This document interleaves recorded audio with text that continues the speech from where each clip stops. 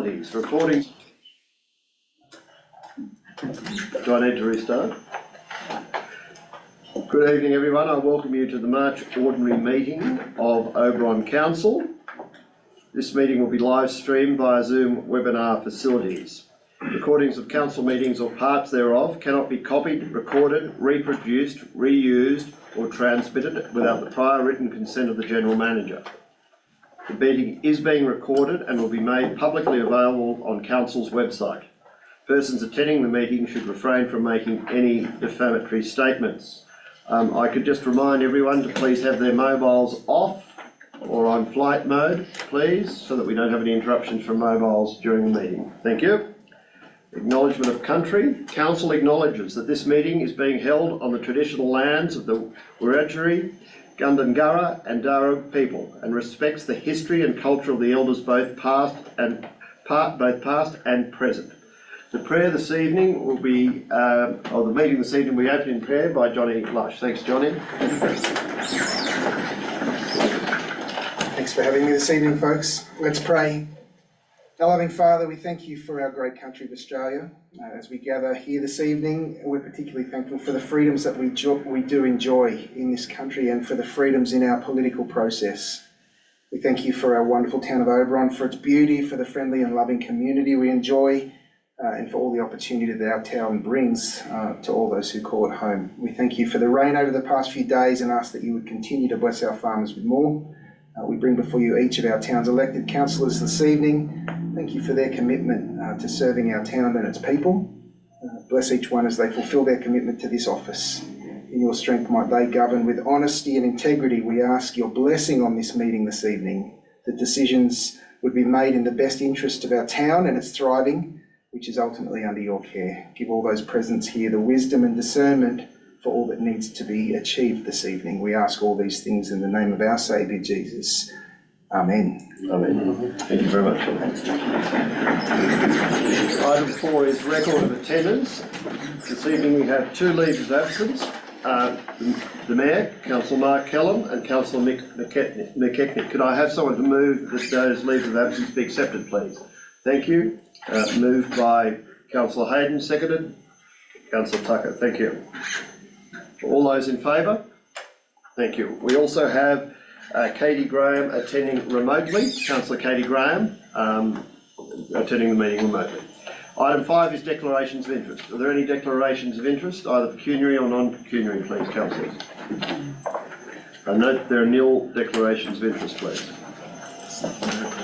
I understand there are no presentations this evening. Item 6. Item 7, are there questions from the public? Good evening, Sid. Good evening. Good evening all. Let me find my glasses. I just want to make a couple of comments.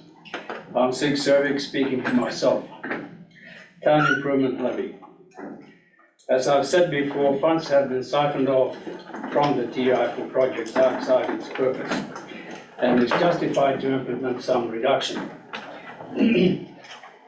The Act stipulates that rates are to be levied separately for different rating categories. The principle is that as the cost to council of providing services varies materially from category to category, the rate should reflect these differences. For a just allocation of the rate burden, category cost and common cost must be assessed and issued resolved, including with the roads budget, with New South Wales forest costs, and how we determine rates for heavy industries. Oberon ratepayers are entitled to a full explanation of assumptions and numbers before any category of ratepayers are given rate reductions at the expense of others. It is not a matter of sending out questionnaires. It is rather a matter of financial calculation, which then is exhibited and judged for fairness and balance by the community. What is proposed today is to replace one problem with another. New topic, wind towers. I believe Council needs publicly to state its opposition to any wind towers in Oberon. It is past time for niceties such as a non-applicable and out-of-date DCP being an excuse for inaction. Or that council must have a seat at the table with the government, presumably to legitimize the destruction of our environment. It is divide and rule. A united no from Oberon Council and community would be a more effective and powerful message, which also reflects community consensus. For the trees at O'Connell, I do not believe Oberon will accept this memorial to be vandalized. Council does not need further advice. It needs to just act on the listing. Thank you. Thank you, sir.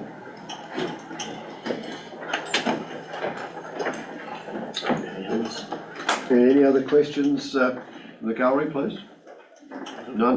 Right, we move on to confirmation of minutes. Recommendation is the minutes of the ordinary meeting held on the 20th of February 2024 be confirmed. Could I have a mover, please? Councillor Hayden. Seconder, please. Councillor Trembar, thank you. Any matters rising out of those minutes? No.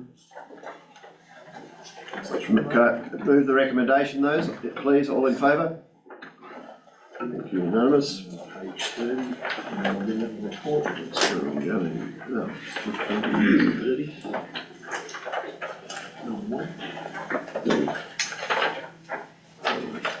Move to item 9, which is the mayoral minute and report. The recommendation is the report, item 901, is received as information. Have a mover, please. Seconder. Councillor Hayden, the seconder. Sorry, I'll move it. Councillor Hayden seconds it. Thank you. Matters arising. Yes, I have a couple of questions. 14th of February, I'm not sure whether you'll have any information regarding the phone conversation on council's position around the wind towers. Do you have any information in relation to that meeting with Vic Camilleri? I wasn't in attendance on that. I'm assuming the mayor was. I don't know if the general manager was on that telephone conversation. Okay. No, I can take it on I notice. might omit the further questions I have around the 14th of February. There was one around Western New South Wales Local Area Health, Oberon Health Council. I gather that the mayor was in. Yeah, the handover was on the 20th, so yes, Yeah, anything no before the 20th was basically. Okay, so the 29th of February, Central Tablelands Joint Organisation meeting. What were some major agenda items on that? I note there net zero acceleration throughout that. There is a report, I think in here, about discussion about Okay.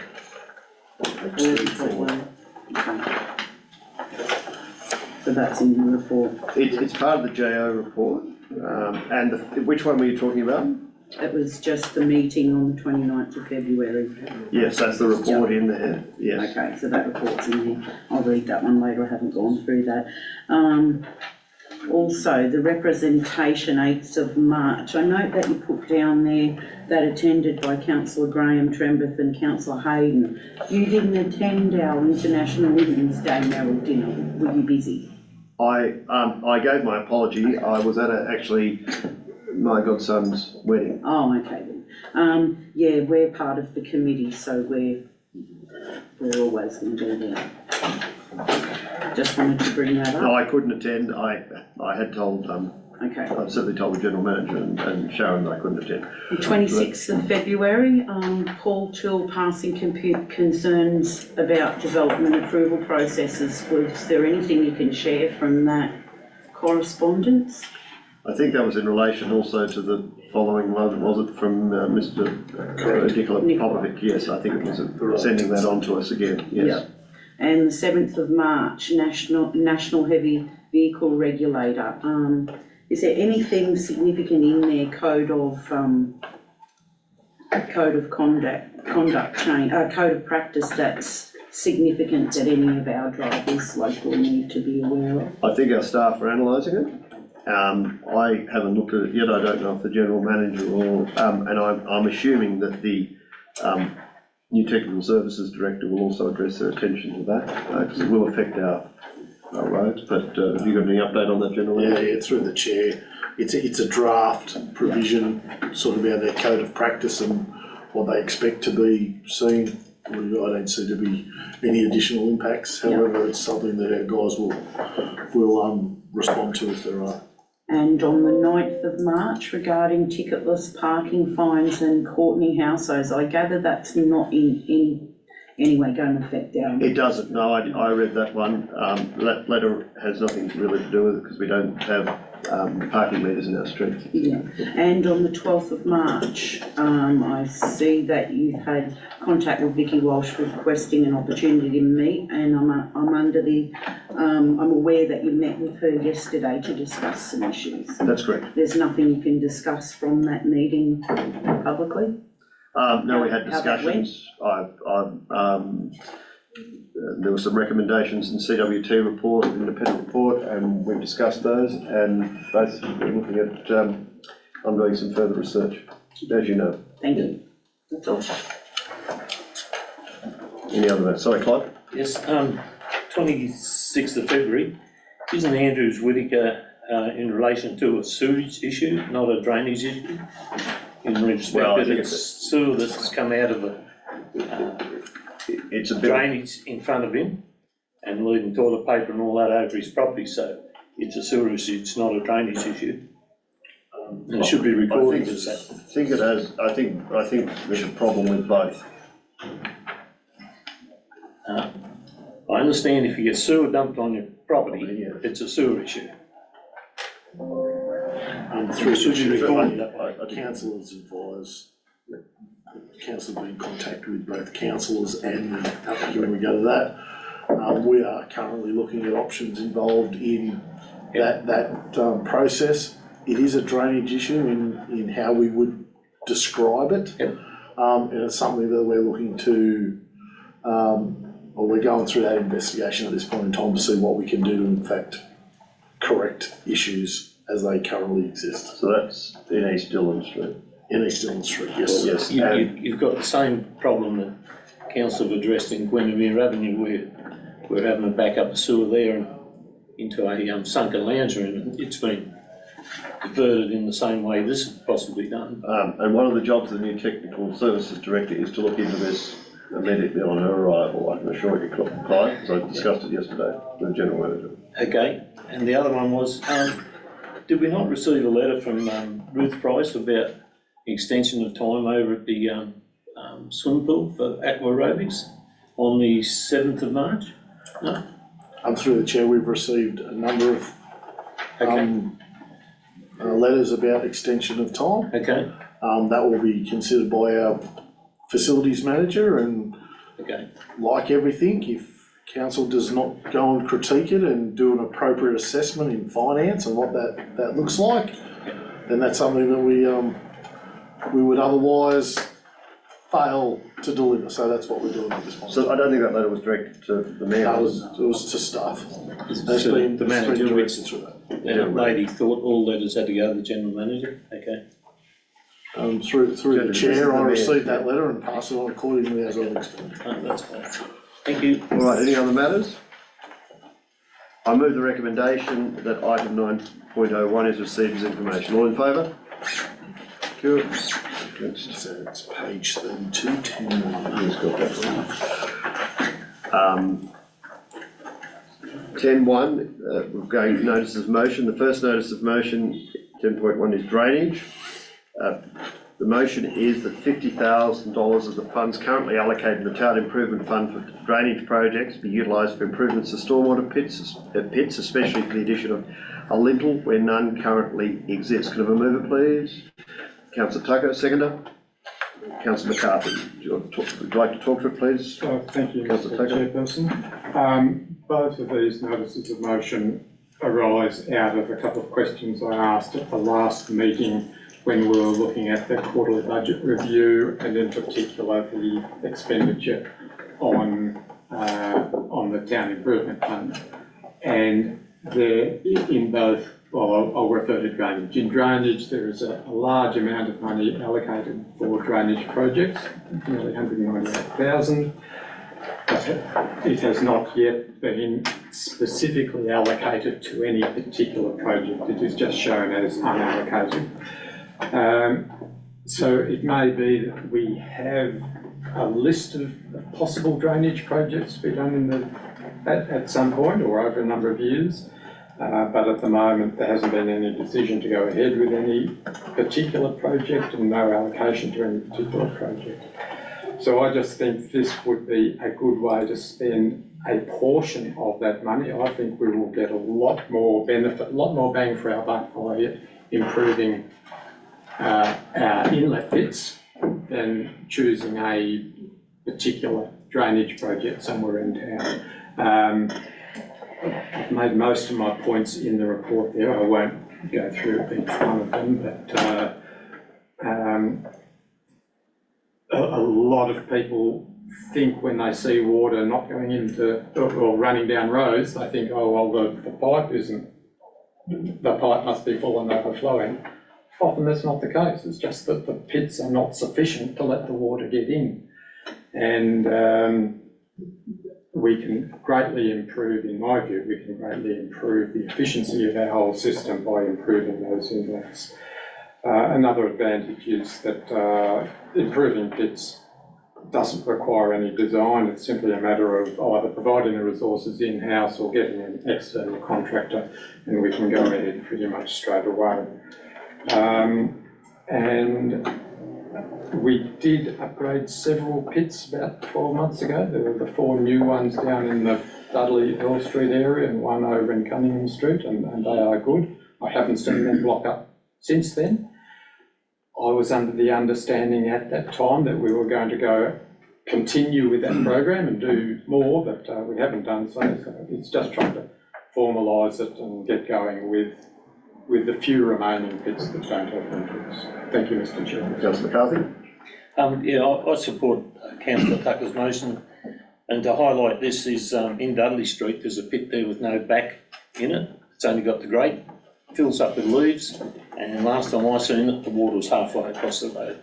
So people are wondering what's happening. You've got this safety issue that you've got the water across, and I think if our staff can do it in-house and just go bit by bit, yeah, I'd like to support the allocation of $50,000. Councillor Trimble. I'd like to thank Councillor Tucker, but this was previously dealt with as an operational matter and not supported. But I can see how you presented these motions are about allocation of the TI, so I think that we should consider them. However, with regard to drainage, I think we need to take into consideration East Dillon Street and what that may amount to in cost. So I would like to propose an amendment to what you put forward. It's not to make it go away. So the amendment that I would propose is that the $50,000 of the funds currently allocated in the Town Improvement Fund for drainage projects be assessed by the new Technical Services Director, and a report be brought back to the May Council meeting with recommendations and costs for improvements to drainage, including consideration of East Dillon Street, because we really don't know what that is going to cost, and we need to ensure we have got the money in place. So that's my amendment to your motion. I have a seconder for the amendment. Councillor Hayden, thank you. Would you like to speak to it? Yes, I also think that we need to just allow our new technical services director, when she turns up, to make some of these decisions as well. And I'm happy with Councillor Trembath's amendment. It's not stopping this from happening, but it's just deferring it for a later time to have some more review and report done.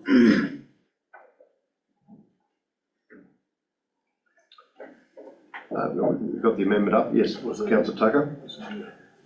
Thank you, Mr. Chairperson. I'd like to speak against the amendment and point out that I'm not proposing to allocate the whole of the money in drainage for this purpose. There is nearly 200,000. I'm only suggesting 50,000. It would still leave just short of 150,000 for other projects such as Dillon Street.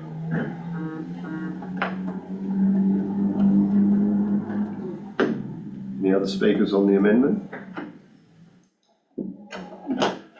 Yes, Mr. Acting Mayor, this is well outside my technical ability, so therefore my inclination is to support the amendment. It sounds like a very worthwhile use of funds, but I would have thought assessment by a new technical services director would be a central thing, certainly from my point of view as somebody with absolutely no technical competence in this area at all. Okay, thank you. Any other speakers on the amendment? Yeah, Councillor Graham. Councillor Graham, sorry. Councillor Graham, could you mute? You're on mute. Rescind.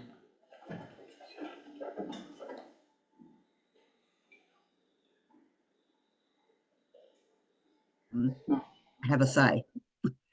Okay, you start. Sorry, Councillor Graham, could you start again, please? We didn't hear you. Sorry. It's a bit awkward to unmute when you're sharing the screen, I think. That was a bit of a problem. I would also support the amendment. I think it's a good idea to have the technical director, the new one, have a look at it and see where it fits into the program. Okay, fine. I'll put the amendment. All those in favour of the amendment? 1, 2, 3 Against. 1, 2, 3, 4, 5, 4 and 2 against. So the amendment now becomes the motion. All in favour of the motion? Need names. Just against. Those against. Those against. Goes against, just councillors Tucker and McCarthy. Go to 10.2 footpaths. The motion is the funds currently allocated to the Town Improvement Levy Fund for footpaths be utilised for the construction of pram crossings to existing footpaths where none currently exist. Modifications to ramps at disabled parking spaces to ensure they comply with gradient standard. And survey and design for pedestrian safety improvements at the Ross Street, Queen Street intersection. The mover, please. Councillor Tucker. Second to Councillor McCarthy. Thank you, Councillor Tucker. Thank you, Mr. Chairperson. It's very similar to the previous one. We've got money sitting there for footpaths, but not allocated to any particular project. I won't go through again the reasons I've listed in the motion there, but again, just to comment that I think we will get more benefit across the whole town by doing those projects and improving safety, particularly for those with limited mobility, compared to building a new footpath in a fairly short section of street somewhere with that amount of money. So that's all I have to say. Councillor McCarthy. Yes, I thought somewhere in the back of my mind, Chris presented us with a 3-year plan on footpaths. Yeah. And I understand that's to be taken up, but we're in the 3rd year of the thing. We've got another 3 months and that money's got to be spent. But yeah, anyway, I'm supporting this motion to improve some of these crossings and footpaths. Okay, anyone speaking on the motion? Councillor Tremblay. Thank you again, Councillor Tucker, for your motion on the allocation of the TI fund, and I would like to propose the following amendment. And again, it's calling on the expertise of a new technical director when they're in place within a week. So my amendment would be that the funds currently allocated in the Town Improvement Levy Fund for footpaths be assessed by the new technical services director with a focus on pram crossings and the pedestrian linkages to the new sports ground, and a report to be brought back to the May Council meeting with costs. So again, it's not to push it back, it's just if we just utilise that expertise that we're bringing in, I think that would be a good opportunity, and it's within a very short period of time when they come on board. That's my amendment. Second, Councillor Hayden. Yes, I also had a good read of this. I support Councillor Trembeth's amendment there. There were some issues previously last year when I tried to get some disabled parking in the main street, and then the issues of having pram access or disabled access. We have the same issue out in front of the chemist. It's the costs are very restrictive to do some of that work where it's required currently. Pedestrian curb extensions, there's a great deal of issues with the current curb extensions in the main street. We have numerous near misses. I had a near miss. Pedestrian walks out of the curb extensions. You've got shade going across the pedestrian crossing. I've spoke to David about it that same day. They can actually cause some issues, so I would also like to defer this until the new Technical Services Director can actually review some of this as well. Thank you. Thank you. Councillor Trim, I think you obviously referred to the linkages with the sports ground. Do you wish to elaborate on that, because that's part of your motion, or would you Yes. ask me to ask the General Manager to speak on it? I could get the General Manager to speak on it. I know it's a very important part of the access to the sports ground, in particular for the school. It's also part of the active transport. So if you could elaborate a bit further on that for me. Yes, through the General Manager. Well, through the chair, this is a decision of council, but ultimately the links, especially pedestrian ones, between the new facility and that linking our existing sports facilities are going to be very important in the future. And to add that into this report, I think is probably a good idea to give council some understanding of what that looks like. As Councillor McCarthy has rightly indicated, the Creek Street construction, or the Horace Street construction, was one of those paths that were forecast after the Scotia project that was undertaken last year. All this will do is just give councillors a little bit more information as to what that looks like, and if council propose to change their actions, they can do so accordingly. Thank you. Anyone else to speak on the amendment? Yes, Councillor Taylor, thanks. Thank you, Mr. Chairperson. Just to comment that it is not a lot of money that we're talking about, 47,000. So I would be surprised if that would go very far with providing a linkage up to the new sporting facility. And it's also just going to comment on Councillor Hayden's point about her previous suggestion of a disabled space over in front of the supermarket. It was actually that suggestion, even though that didn't get up, it was that point that Councillor Hayden raised that made me realise and have a look at our disabled ramps and realise that they are not up to standard, and that they are presenting a hazard for people with limited mobility. Someone in a walking frame or a wheelchair could tip over backwards, and so obviously that's a major issue for anyone if that was to happen, and it's a liability issue for council as well if that was to happen, and that's why I have raised it in TALC, and TALC has supported has looked into the existing gradients, and nearly all of them do not meet standards, and supports upgrading them to meet those standards. Something similar to what's in front of IGA down here, where there's a gutter bridge to reduce that steep grade. So, if I could, Councillor Tucker, are you suggesting that maybe Councillor Trembath's proposed motion should be assessed by the Technical Service Director with a focus on, if I could, the new sports, linkages to the new sports ground, tram crossing, so you have 4 bullet points, basically starting with the linkages and going down. Would you be happy to that, to broaden it to that? Because would that solve your problem? Well, no, personally I think we are in a position to do this now. I've got no problem with the new director coming back with a broader report on the future of other footpath projects that might be required, including sports facilities. But I feel this would be a good way to go ahead fairly in the short term, because it doesn't need design, to make these improvements. Okay, I was suggesting that to sort of bridge the gap between you, and I noticed when Councillor Hoden was seconding the motion, she talked about items B and C, so that's why I was thinking if you put the 4 as bullet points to be considered by the new, that may satisfy the position. No, There isn't. And There isn't. I just further, as Councillor Watt said in the previous motion, we don't have this expertise. I understand your background, Councillor Tucker, but I really believe that we should give our new Technical Services Director this to provide a report and recommendations to us, as that is her role. All right, so we have an amendment, we have a proposal and a second for the amendment.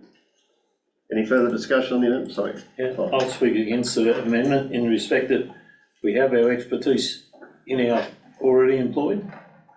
We're loading this person up that's coming online with more and more work. That's why we have an engineering department and you have a set of standards and you've got to work to those. And I agree with Councillor Tucker, we've got to get on with this and get it done. And I thought to implement the paths towards the sporting complex takes place in the third year of Chris's report, and that would be to support the footpath up in Herborn Street.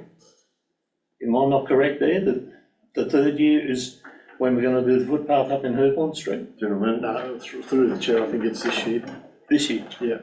I thought it was The layback. Scotia was last year. Eh? Scotia was last year. Okay, I realise that, but in saying Scotia, we went up the wrong side of the street to allow our kids to go from the high school up there.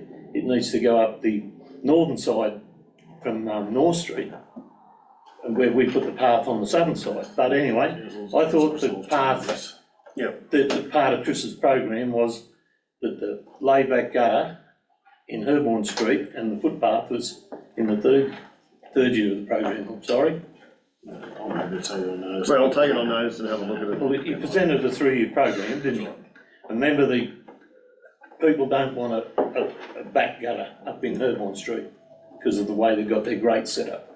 They want something similar to what's down the bottom of Dart Street. And I thought that was to be done in the third year of Chris's program that he presented. Well, I think, if I could, General Manager, I'm assuming the new Technical Services Director will be advised by the Engineering Department and could make a reasonably quick decision on these two issues. Through the chair, the amendment would allow for that information to be provided, to be honest. Yes. All right, I put the amendment. All in favour? Those against? Councillor Tucker and McCarthy. The amendment becomes the motion. I put the motion. All in favour? Against Councillor Tucker and McCarthy. Go to 11.1, the councils and delegates reports. First is the Central New South Wales Joint Organisation Board meeting. So the recommendation is that council notes the report from the Mayor on the Central New South Wales Joint Organisation Board meeting, 29th of February 2024. Notes the return on investment from council fees to the Central New South Wales JO is 9.4 to 1. And supports the Sim Tables workshop at Council in disaster readiness, and notes that the New South Wales GO draft statement of budget and revenue. As an attendee, I'll move it. Have a seconder, please. Thank you, Councillor Hayden. The joint organisation meeting, which both the General Manager and I attended at Condobolin, it was a very informative meeting, and I note in particular you'll see the cost benefit analysis in here, Councillor Hayden, because I know you asked about that some time ago, and we indicated, actually I can't recall if it was yourself or the General Manager indicated in the meeting that in particular one of our councillors very interested in this cost benefit analysis, and we'll be providing it, we suggested that this be provided on a regular basis so our councillors know what benefit they get out of this from a purchasing position plus our leverage for lobbying. So there are a number of issues discussed. Obviously energy was one of them, disaster risk reduction. Water is always an issue with this. We had a presentation, we had a presentation from Regions New South Wales, and there are a number of issues came out of that presentation, in that I think it's over the next 4 years, there's 390 million being allocated to regional councils. So that's 80 million a year. And that's not a lot of money. That's probably a reduction in what we've received over the last few years. That is a reduction in the last few years. The allocation of that money is set by a committee of which regional New South Wales has nil representation at this stage. I think I'm correct in that, aren't I, General Manager? Through the chair, just a little clarification. Yeah. The board does not have any representatives from central New South Wales. Central New South Wales. There is one from coastal New South Wales. New England and South. So no central New South Wales, no members from our JO are represented on that board that allocates money or makes representations. Obviously, water and they have identified that Bathurst, I think it's Bathurst, Orange, Oberon, is it Blaney? Indeed, well, I've said Oberon, Bathurst and Orange principally are the two areas that they see as being, in drought periods, going to be greatly affected by water, but they haven't provided any significant solutions at this stage. So the representative from Regions New South Wales, Jerry Collins, actually was questioned at quite some length by members of the JO on a number of issues, and most of them are summarised in the paper, and was not able to give us particularly positive commentary on or answers on those issues. Seconder, Councillor Hamilton. Thank you, Mr Acting Mayor and Councillor McKibben. You answered one of my questions about how the JO is helping Oberon protect our water, so there isn't anything forthcoming as yet. Now, you're absolutely right when I ask questions regarding the finances. Our return on investment, do we have a dollar figure on that, or no dollar figure? I think we did have a table. There was a table. I thought there was a table somewhere. It may have been in the JO papers or budget. I can't remember, but I do think I did see it. Or did we provide at the previous meeting for this? Our cost just to be through the chair is about $55,000. So that's 9.4 times what that is, plus what we're on. If you use the ratio, which I know is not probably exactly what you want, if we contribute 55,000 a year, it's 9.5 times that. But I think I can look into that and try and get a more definitive figure. Take it on notice. Because sometimes. But I do think I have seen something that indicated. Yeah, because I often question whether it's really worth being a member of that if we compare what's paid to what we actually really get out of that. So I note in the report, value to councils, 13 submissions, 13 plans, 4.2 million in saving for 18 councils, is that? Contracts. 18 contracts. 18 contracts. So whose contracts? That's contracts with bitumen providers, with signage, with all sorts of things. You remember that we go through, we endorse yes, no, that's fine. contracts from all those organisations. Like the signs and barriers. 2.5 million in grants for training and strategy. Now, this John Zag Net Zero Acceleration Grant, can you explain? So which page is this one? I'm just going from my notes. Sorry, it's in here. The John Zag Net Zero Acceleration Grant. I'm just wondering if anything like this goes through community consultation.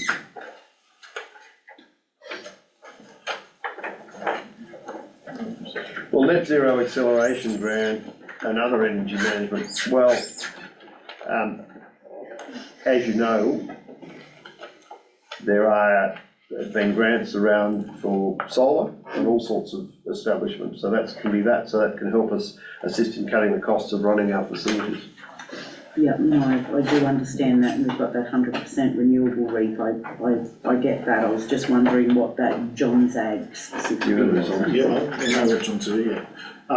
Through the chair, the John's Ag is a grant which helps support the employment of a person that comes and does all those initiatives from our net zero requirements. So the grant applications for programs we can go through, it's about our the transition to net zero towards 2035. It's currently a funded position by the federal government. Okay, I noticed in there as well, 1.4 I think it is, public relations and advertising. I don't know where the joint organisation are actually advertising. That come out where open advertising campaign they're running. I even tried to Google some of that. I could not get anything in relation to the come out where open, and certainly not part of Oberon's section, because what I noticed through the report is that they're targeting those further central western areas more so than the central tablelands, Bathurst, Oberon, Lithgow areas. Well, they do advertising on page 37, 36 indicates some of the the advertising that's used to promote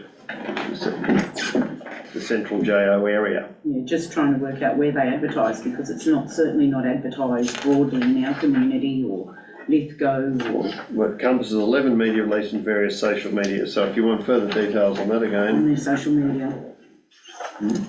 I can go on their social media, I suppose, and have a look it up. Okay. So what is the business case for priority investment in the nexus between net zero and energy security? And can you expand on that, and what risks this may present to our local community? I think we'll take that on notice. Okay, thank you. But can we write can you give us a copy email of that? Yeah, if you can give me a copy of that, that'd be great. Yep, and We're mandated, as you know, Yeah. by the governments to go to net zero. we can still fight. Has the JO consulted the wider community of all the member councils to see if the community support a net zero approach, because they may not? Well, they've consulted the council representatives who are taken to have represented their respective communities. And the SIM table, I had a look at the SIM tables, the digital sand tables. They display the spatial data. I think that's going to be very handy for our bushfire section in our LGA. That's going to be brilliant. And I suppose the emergency services will be all on board with that as well. Yes. And I note that there's an added emphasis on Cabon, Forbes, Lachlan and Lithgow, with no emphasis through that listed in the report on the bushfire areas like us. So I'm just wondering whether that can be given, take more notice to them next JO in relation to that. I think, aren't they, those are flood areas, aren't they? Significant flood areas. Significant flood areas. But I mean, this is for the SIM table, so SIM table for bushfires and flood areas. Yeah. So I'm just hoping that our representatives from here can take that forward to them, that the significant interest in the bushfire side. I think that's right. I think that what this is because they were the most recent natural disasters that focused on that in the here. And I noticed that there's going to be a community workshop. Will that involve our council as well? Probably were. In relation to what? SIM tables. Oh, I'm assuming that they will ask for disaster, local yes, RFS, etc. to attend. Okay. It will be Bathurst on the 2nd of May, and Oberon on the 13th of May. So, I'm assuming if you as a council wish to attend, you're most entitled to attend. That's just interesting, that's all. And I note with a survey that they've done the areas of concern in the region in relation to health services. So who were the 4 member councils who produced advice on the regional priority? For health. No, I don't know that. Which one's this? Where are you talking? That's, the survey that they've done in their JO. Survey around, health, I think it says there, doesn't it? yeah. Doesn't mention the member councils, the four I'm sure it councils. does. That's our community survey. Yeah. Yep, so through the chair, if you remember rightly, Oberon Council was part of 4 councils that did the community survey in regards to its own individual needs and priorities. Yeah. As part of that survey, there was also some regional questions that were asked in relation to health. Yeah. So it's Oberon, Wedden, Orange and Lachlan were the 4 councils that were undertaken in that regard. Yeah, I remember that Oberon was definitely on it. So Yeah, because I was looking at the 93% for health services, 64 environment, that's basically based on water. 61%, there were 2 around transport and housing, and it's 13% around Indigenous culture. I think that shows the harm that was done by the recent Labor push in that referendum, because before that would have been up in the 20s or 30s. Anyway, that will do with my notes. If I have anything further, I'll just send them through as an email. Thank you. any other questions in relation to this report or commentary? All right, if there's no further questions, I'll put the recommendation in four parts. All in favour? Any against? 11.2, page 59. So we now go to 11.2, which is on page 59, which is the Black Springs Community Association February meeting report. The recommendation is that council note and accept the delegates' report. Can I move it, please? Councillor Hayden. Seconder, please. Councillor McCarthy. Thank you, Councillor Hayden. Yes, I think the report speaks for itself. Everything was outlined in the report, nothing further to add. Councillor McCarthy. Yeah, it speaks for itself, except to the last dot point where someone tried to get some work done, and it's got to be authorised by Matt, any work to be done, if they wish the council to pay it. And like one of the representatives out there the other night said, it's only a phone call away. So I agree with what they've done here. Thank you. Okay, thank you. Any further commentary? I'll put the motion. All in favour of the motion? 11.3, page 60. All right, 11.3, it's Oberon Quarry Community Consultative Committee. The recommendation is that council receive and note the delegates' report to the Oberon Quarry Community Consultative Committee. Can I have a mover, please? Councillor Tucker, seconder. Councillor Trembath. Thank you, Mr. Chairperson. When I wrote this summary of the meeting, we didn't actually have those minutes, which have now been attached, so they provide a lot more detail. And I don't think any more commentary is needed from me, except to say that unlikely that each one of these meetings there would be a report come to council unless council feels it's necessary, because the minutes will all go on the website for that project. So it just seems a bit of doubling up to duplicate from there, but we can if councillors feel they need to see it in the business paper. Thank you, Councillor Tucker. Yes, great to have this update here, thank you. I went along as the alternate just to see how it was run, and I must say it's very pleasing to see something like this occur in very early stages of a project, so you get all of the community involved from the get-go, which is much better than some other planning projects that we have seen. So yeah, I think it's a great way to go forward with the community and get their buy-in and get their any questions they need answered, or yeah. Thank you, Councillor Hayden. Yes, I just wanted to commend Councillor Tucker on this report and those that have put this together. It was really informative reading this. I almost had a Facebook meme out of how much per truck, per tonne, per day, by X amount of trucks does council generate in the levy. I did get to a figure, but I don't think my figure's correct. There's a lot more. Thank you for the report. Yes, I was going to, so the summary of this is there's likely to be a lot more trucks on our roads. Yes, Yeah. and anyone at the meeting might have seen the dollar signs flashing in my eyes when they're talking about the levy, but all it does is gets spent on to fix the damage that they cause, so it's not general income that we can use it. No. We thought it would, but no. Still, All right, any further discussion on this matter? I put the recommendation, all in favour? No, thank you. Page 68. So we go to 12.1 and it's page 68.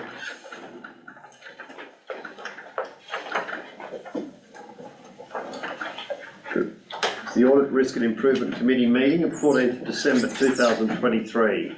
The recommendation is that Council receive and note the minutes of the Audit and Risk Committee meeting held on 14th December 2023 and endorse the recommended actions.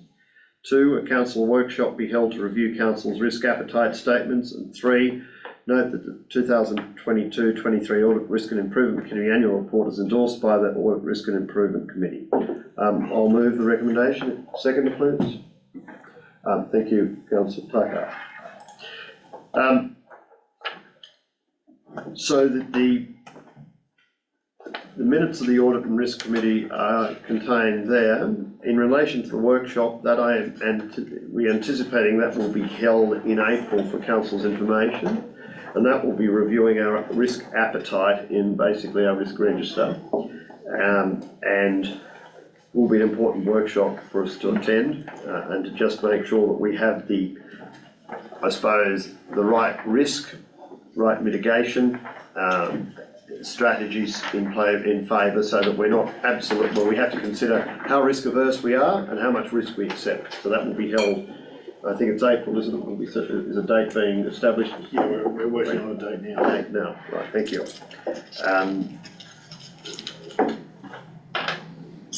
So, and since this actual report, there was a meeting of ARIC last week since that, but obviously those minutes are not contained in here.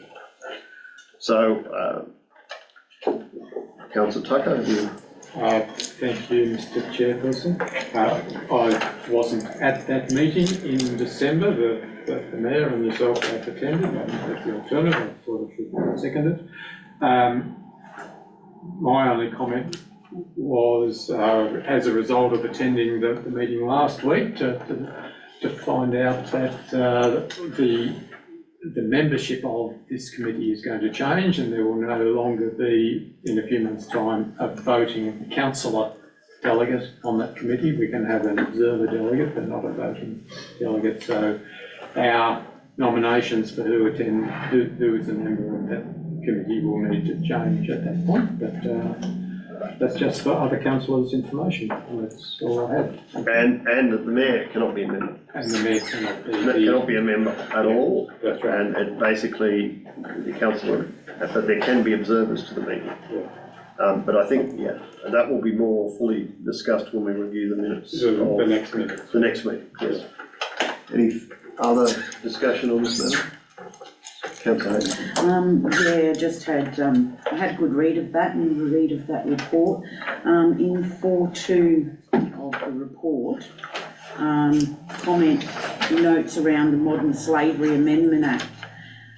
This is going to have some thorough investigation into that. I mean, when we talk about modern slavery and talk about what's in the Act, that's anything that is obtained through any acts of slavery or coercion or anything like that. And when we look at our solar panels and storage batteries, vehicles, parts that are manufactured in China, India, a lot of those countries still source and use slave labour for a lot of their very mining and manufacturing sides of things. So this could be something that we need to look at thoroughly. I know that the state government and federal government have to look at that quite thoroughly, because this could have some huge effects going around.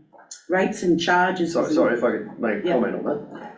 Thank you. So that's why we're actually involving the joint organisation in this, because it's too big an investigation for all our past suppliers to look into it. So the JO is grouping everyone together, because we've got a lot of JO contracts, etc., and they're investigating for us on all of those. So that's one of the benefits they're providing in this space. Okay, thank you. The ageing debt was another thing that came to my attention. I know Councillor Trember's mentioned this in the past. So $462,715 in an aging debt. That's an excruciatingly huge amount of money. And is this debt all unpaid rates, or is it made up of other monetary amounts? So if I could, through you, it's in the 4.5. I can't get status. So what happened, I believe what happened in this, if I can, is that we changed over from Civica to our new system, and it basically aged an amount of $462,713, which I think was then corrected, wasn't it, when the new system was updated and brought back. So it was purely an accounting issue between the two systems, as I understand it. Is that correct? Yeah, through the chair, we provided a paper to council on this matter, following this paper going to ARIC, so where we outlined that scenario about the changeover in the system causing some delays in the billing notification process, which was picked up by audit. So we initially reported through ARIC and then back to council. I think in February possibly, yeah. The auditors picked it up, and then we had a paper on it, and it was corrected. Right, well, I haven't read that, it's probably. No, we had a presentation. Yeah. Through the chair, it was one of our benchmarks that we had, which went above Yeah. the acceptable line. We give that indication to the auditors around what that was, and give the report back to council in February about how we transition back within the appropriate. The finance manager gave us a presentation on it. I might not have been here for that one. Yeah. May not, maybe not, but it was quite I extensive. might have been late I that may day. recall that I did explain it all pretty clearly. Yeah. You were like a little bit like, how did you manage to explain all of that? So I detailed exactly Yeah, what all I those was just- benchmarks meant and why we didn't meet one particular benchmark, and it was because of that changeover in the system. that's where I was probably lost, but just through reading that, where it notes that some properties may have to be sold for unpaid rates, like, do we still have a lot of unpaid rates? Through the chair, so that component of that debt, we are working on, and a paper coming up about that process quite soon. So that component falls within the benchmark, i.e. we're for that part of it now, it's revised now. But yes, there are some outstanding people in payment rates. So how old are those debts? Are they extremely old debts? Through the chair, they vary. Right. The 5 years is a provision within the Act Yeah. that lets council take hold of that land After the and 5 year period? and sell it to recoup what they're owed. So it's purely a provision within the Act that allows council to recoup those unpaid rates if they're not paid. Okay, so I've got that clear, thank you. That's what I'm bringing back here. So it has to come to a council meeting. Yeah, through the chair, the general manager doesn't get the right to just sell that. It's No, a I council understand resolution that. of council. I'm glad that was clarified, because I do recall when you were explaining that finance portion, because that went clearly over the top of my head. That was that presentation that the gentleman was giving us where we were completely lost. I was completely lost. If you don't have a finance background, same as tech services, you just can't follow it. So, okay, thank you for that. I'll resend it to you. Yeah, thank you. Can you explain it in Kindy? All right. Just through the chair, just to finalise it, December 1408, there's a paper on it if you would like to reread that, and if you've got any questions, please let us know. All right. Sorry, Clive, yes.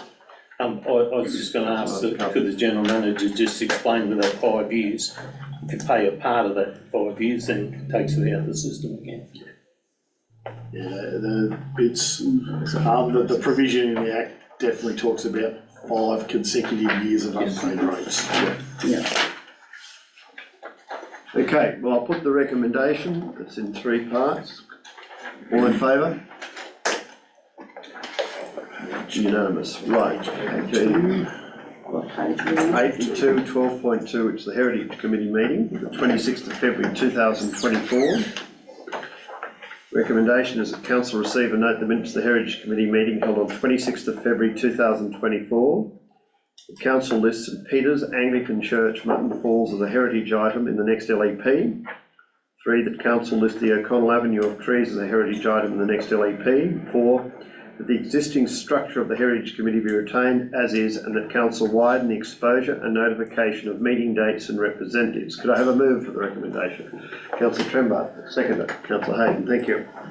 Thank you, Councillor I think the report fully explains the whole meeting, speaks for itself.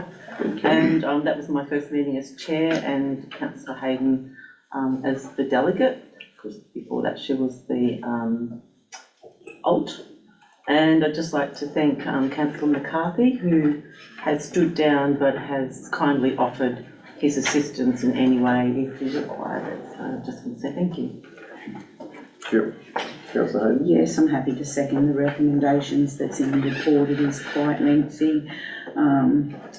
We've got significant heritage items, and after the discussions with Christo at the meeting, the committee resolved to put that forward to council to have those listed in the next LEP. So it's one of the important issues around our heritage buildings.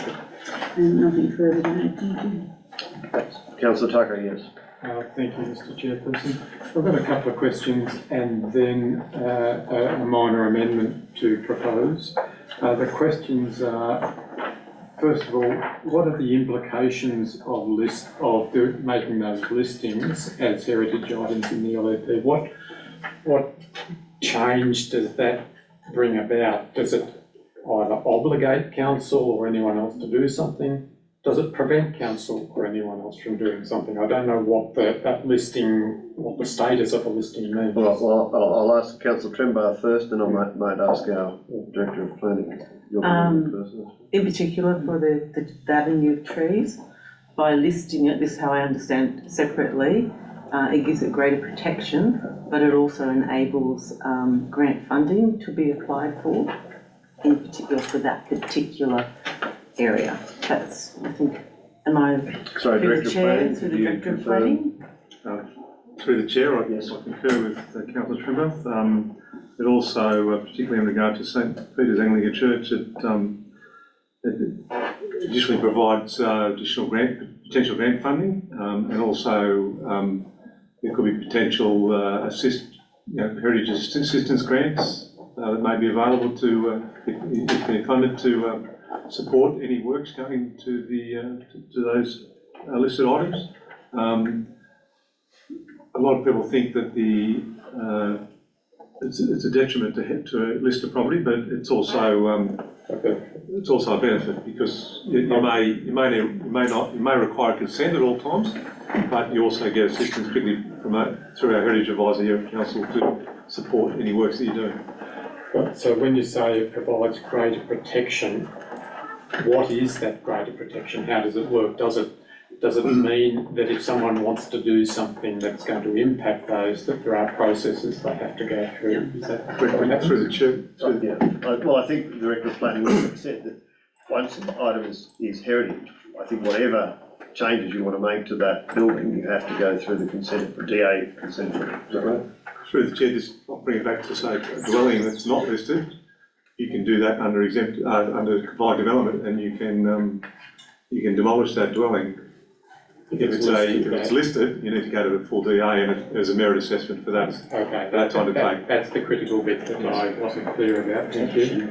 Are we entitled to simply pass a resolution to list them in this manner? Isn't there some sort of public advertising process we're required to go through before changing an LEP? I'll ask the Director of Planning to. Through the chair, the council would certainly go out for community consultation, but also you'd require owner's consent as well. So in regard to St Peter's Anglican Church, we'd require the owner's consent of the church. And that's part of my concern about just deciding tonight to list them if we haven't gone through that consultation process. And that was my next question, is what is the church's view about listing it? I couldn't find anything in the minutes to say whether they support or don't support the listing. And surely that must be part of the process before we decide to list it. Can I just, through the chair, councillors will also know we're going through a a complete strategic land use process, which will enable a new LEP.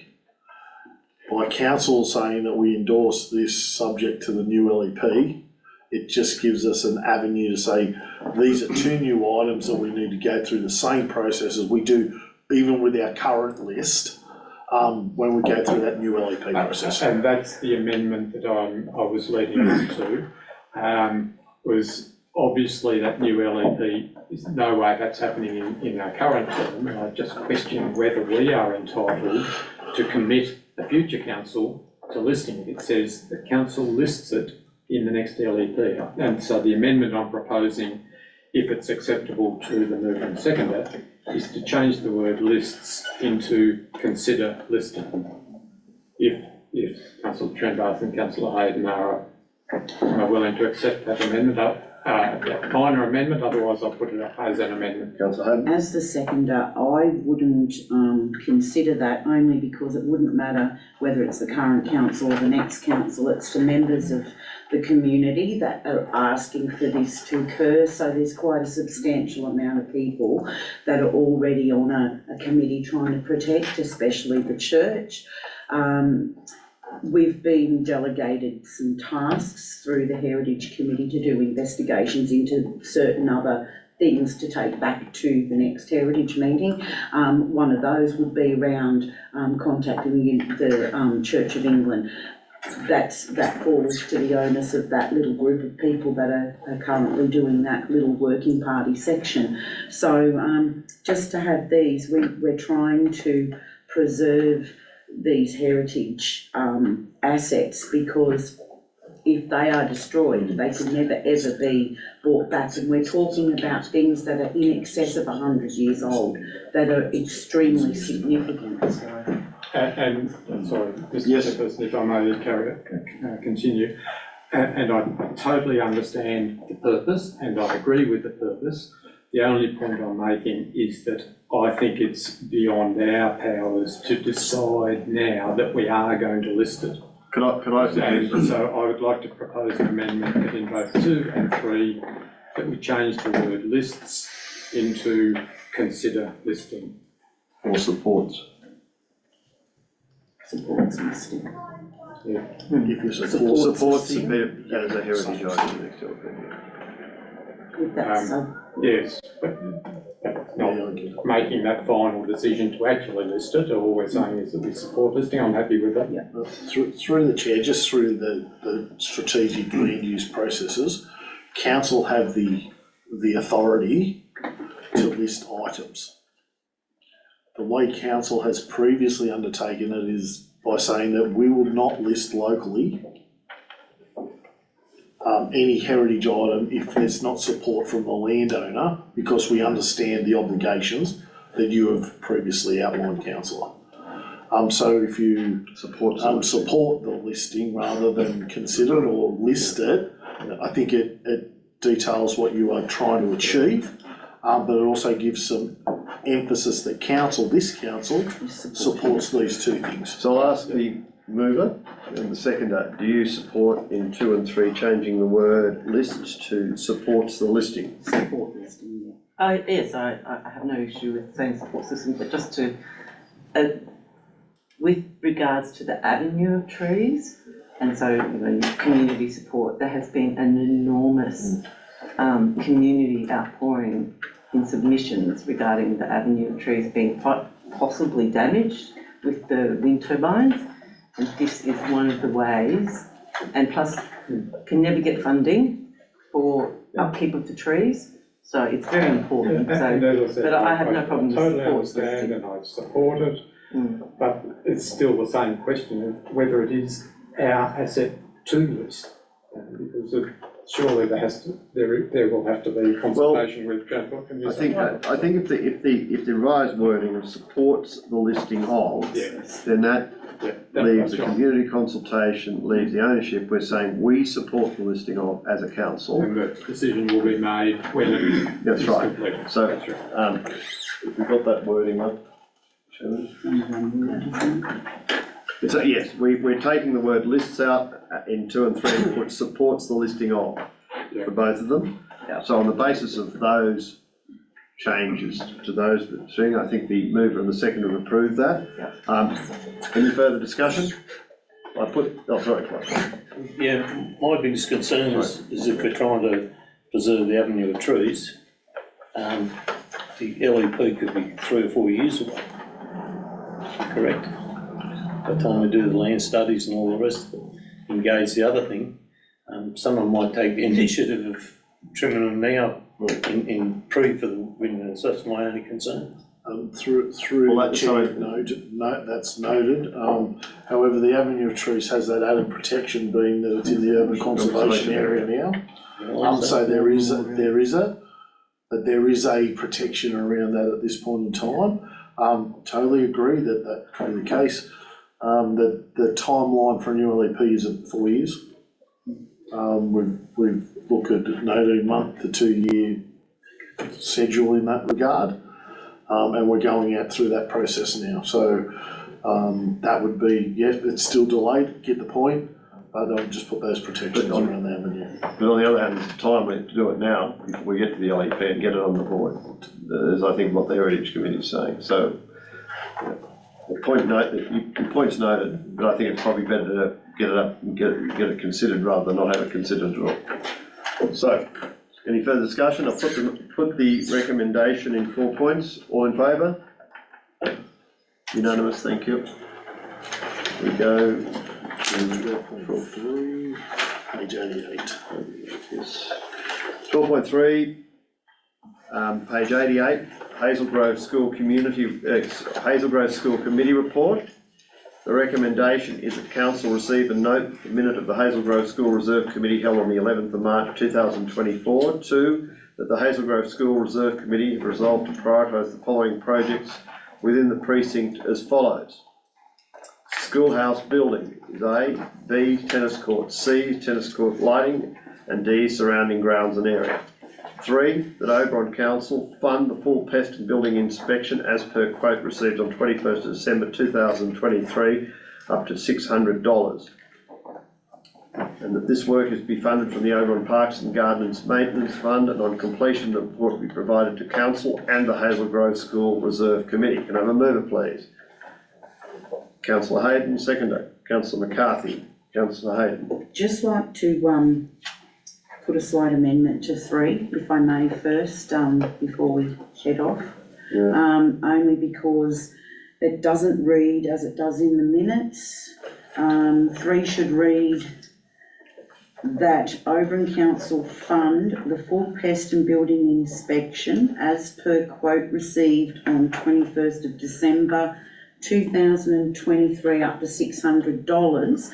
It should then read as to be funded from Oberon Council's Parks and Gardens Maintenance Fund, not the work.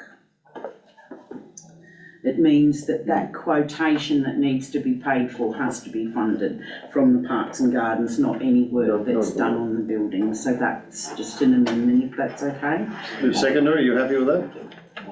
Minor amendment, thank you. Yeah, it's extremely important. After this meeting, we had the meeting here at Council to resolve to prioritise all of these different works that we've had throughout the last couple of years. The schoolhouse building, I do note Councillor McCarthy has said that it's not a schoolhouse building. I do refer to the school building as a schoolhouse building under the Oxford Dictionary terminology it is. But these recommendations prioritise all of that, and the school is a significant building, and it needs to be maintained. Recommendation 3 gives a direction for the quotation that was received on the 21st of December, the motion of the 19th of December through Council. That was the amendment, and that's it. So I'm hoping Council will support what's before them. Thank you. Thank you, Councillor Hayden. Councillor McCarthy. Yeah, just wanted to check, I don't attend these meetings, is items listed in the 4 items, the schoolhouse, are they set in stone in respect that Mr Baxter from Black Springs has offered us some lighting poles? If they come on board, can that change their priority or not? If he, what was that? I didn't, So I think that Councillor McCarthy is asking if the priorities can change if certain poles are offered for the lights on the tennis court, if I get it right. That's right. So through the chair, the rationale behind having That's right.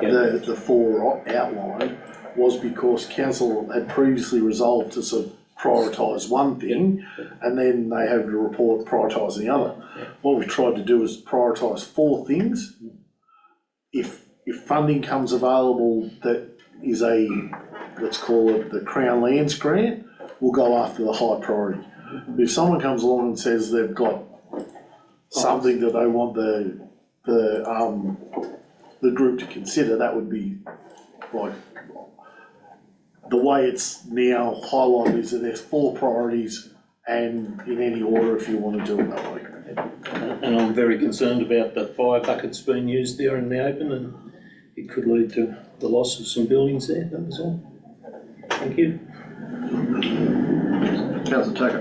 Thank you, Mr Chairperson. Just a minor correction, it's really just semantics. Recommendation 2, it says that the Hazel Grove School Reserve Committee have resolved. Well, we can't really resolve to say that they have resolved. I'm just suggesting that we should have the words council note that the Hazel Grove Reserve Committee, Yes. etc. I agree with that. And for being pedantic, it should be has resolved. Yes, it should. Yes. So with those minor amendments, Yeah, that's mover fine. and seconder, you happy with that? Yeah, I think grammatically it's correct. Any further comments? No, Councillor Watt pointed out grammatically it's not, because have should be has. I've changed that. Oh, has it? Okay, right. Has. Any further? Right. Yeah, just the writer replying here. One of the most significant items in this recommendation that we're trying to push through tonight is that at point 3, that Oberon Council fund the full pest and building inspection. So that's a priority. So if you're voting, that's what you're going to be voting on, and I just wanted to bring it to everyone's attention. And note that the schoolhouse building, the school building itself has a lot of rot in the frame, so that is why it's listed as number 1 and is the highest priority at the minute. Thank you. Thank you. Any further discussion? I'll put the recommendation for votes. All in favour? Any against? Thank you. We move to 90. It's easy. Right. 13, reports for decision. 13.1 is the town improvement levy review. Recommend. What an alternative recommendation? Yes. My alternative recommendation reads as that council defer its decision on the TI levy review and instead request a further report around scenario 3, which addresses multiple rateable assessments. I might be best to talk to it first before no, I can't because I need a second one. That's right. So do we have a seconder for that resolution? I'll just simplify, that council defer its decision on the TI levy review and request a further report. That will do. And I'll second that. A report on what? Can I talk to that now? But I think you need to, we don't know what the reports, you said in your first. Further report around scenario 3. In relation to multiple rate notices issued to the same. Yeah. The reason that I've requested this, and I've been fully supportive of this review, it's not fit for purpose currently in this century, so why I've put forward the alternative recommendation is the fact that there there's a lot of consensus around people liking particularly scenario 3. However, there have been multitudes of people within the farming sector in the other village areas who have brought to our attention the fact that they may have multiple rateable assessments, and how are they going to be affected by that figure being added to their base rate of the rates. They've questioned whether they will in fact be able to combine all their rateable assessments together. If so, how much are they going to have to pay? Then someone with one rateable assessment has then queried, well, if they've got 6 rateable assessments, is it fair that they only pay the 141? And we still pay 141, maybe they should pay a larger figure. We've needed to have this review, but we need to actually have a more in-depth report provided into that, or another workshop around that, because it's not going to be that simple. We haven't had a great deal of input from a broader scope of people. 113 to 120 people is not a good enough figure for the amount of people that are in our LGA. I would like to hold this over, bring this back later in the year with a further report, further study. I'm sorry if it messes up the financials, but we can't rush this and make a decision wholly solely tonight. We need to get some more information. We need a report provided on what any adjusted fee might be. So if there's multiple rateable assessments and someone might have 8,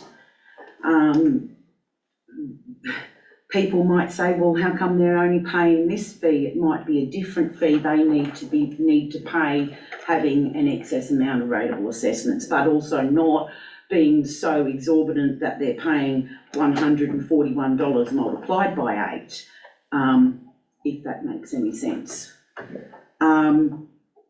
So the figure of what all the rateable assessments after this period, and a big deep dive into it, the figure isn't going to be $141, so the figure is going to be a different figure. So we need to have that scoped out a little bit more thoroughly. I don't believe that we've got a clear enough picture at the minute, and then have a report provided at another meeting. Maybe we might have to set this for June or something, because this could take quite a period of time to go through again. But I'd also like to see a general community meeting. I'd like to see a meeting down at the library, one that is well advertised. I know that the last consultative meetings that were done, you had 4 to 6 people at O'Connell, we might have 8 people at Black Springs, I think there was 4 people at Burriga. So this isn't giving us a broad enough context of what the entire communities are actually feeling and thinking. I've looked at the submissions. The submissions are leaning a lot to that scenario 3, but we need to clear up that scenario 3 and have it broadened and that deep dive to find out where we go. I'd also like to see, now I need to read, I'd also like to see some kind of a matrix to dedicate future work, and a guarantee that the rural areas in these villages will see significant improvements or a significant amount of money if a lot of the farming communities and villages are paying into this, what they're going to actually be getting for that extra amount of money that they'll be paying. I'd also like to, if we can defer this, I want to be able to investigate the possibility that if an amount is added to the general portion of the rates, the base amount, that there can be a potential to offer to all those residents then free tip access. That might be one thing that we may be able to offer. If someone's paying for something, they need to be able to see something in return as well. And that doesn't mean free use for industrial waste, that can be charged as normal. But I just want to see that residents get something significant for the amount of money that they're going to have to be paying. I did want to ask how many people in total completed the survey, if I may, and then I'll continue on. How many people? Through the 203 responses. 203. Okay, 203. So 203 out of our population isn't a large engagement, and I do understand the limitations on a lot of the older residents and a lot of residents that don't have internet access, so they're unable to do that survey because that survey was online. I'd just like to note as well that some community members previously asked for this fund to be reviewed or abolished. They actually asked for it to be completely abolished. That would have left council with a significant reduction in their funds.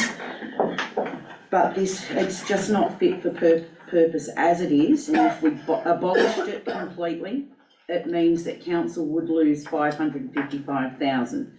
And as we already know, inflation is not kind, nor is the Labor government in both state and federal, because funding is getting harder and harder to secure. The TI rate for those in the gazetted area is currently between $500 and $6 extra per assessment. Councillors are all trying to reach a more equitable decision for our residents, and I'd like to thank those residents and ratepayers for their submissions. There were some interesting submissions there, and it's given more food for thought. And I notice a lot were addressing fairness and practicality, but this levy, as it currently sits, disproportionately affects ratepayers who are in the gazetted TI levy area. It's not equitable to expect one group of ratepayer and residents, many whom are elderly and retired within this gazetted area, to fund the entire town's improvements that benefit the entire community. So whether you just come to town to shop or go to the doctors, walk or have lunch in the park, or use the library and services, you still use the improvements funded by those in the small gazetted area. This community has grown, and this fund really is not fit for purpose and does need the review. But currently, I think we need to defer this and get further information. Thank you. Councillor Trember. Sorry. I would support that this is deferred, but probably slightly different reasons to Councillor Hayden, but I do believe that it's opened up many more questions around the changes that we're proposing, and one size does not fit all. We have people in town, we have, you've got town, outside the town boundary, and rural residents, and I don't believe that we can make that fit. And I have always probably believed that in the spirit of the way that it was gazetted, that it should remain, but with the extended boundaries. And I think the most people who engage with the survey were possibly those that were probably going to be captured in the extended boundary, whereas out in the rural areas, I don't think it was pretty low engagement. So they've not really taken any notice until it starts to appear on their rates notices. So, yeah, I would like to see possibly another workshop with us as councillors, but I agree that we get more community feedback, because it's a very big change to make. Once it's done, we can't go back.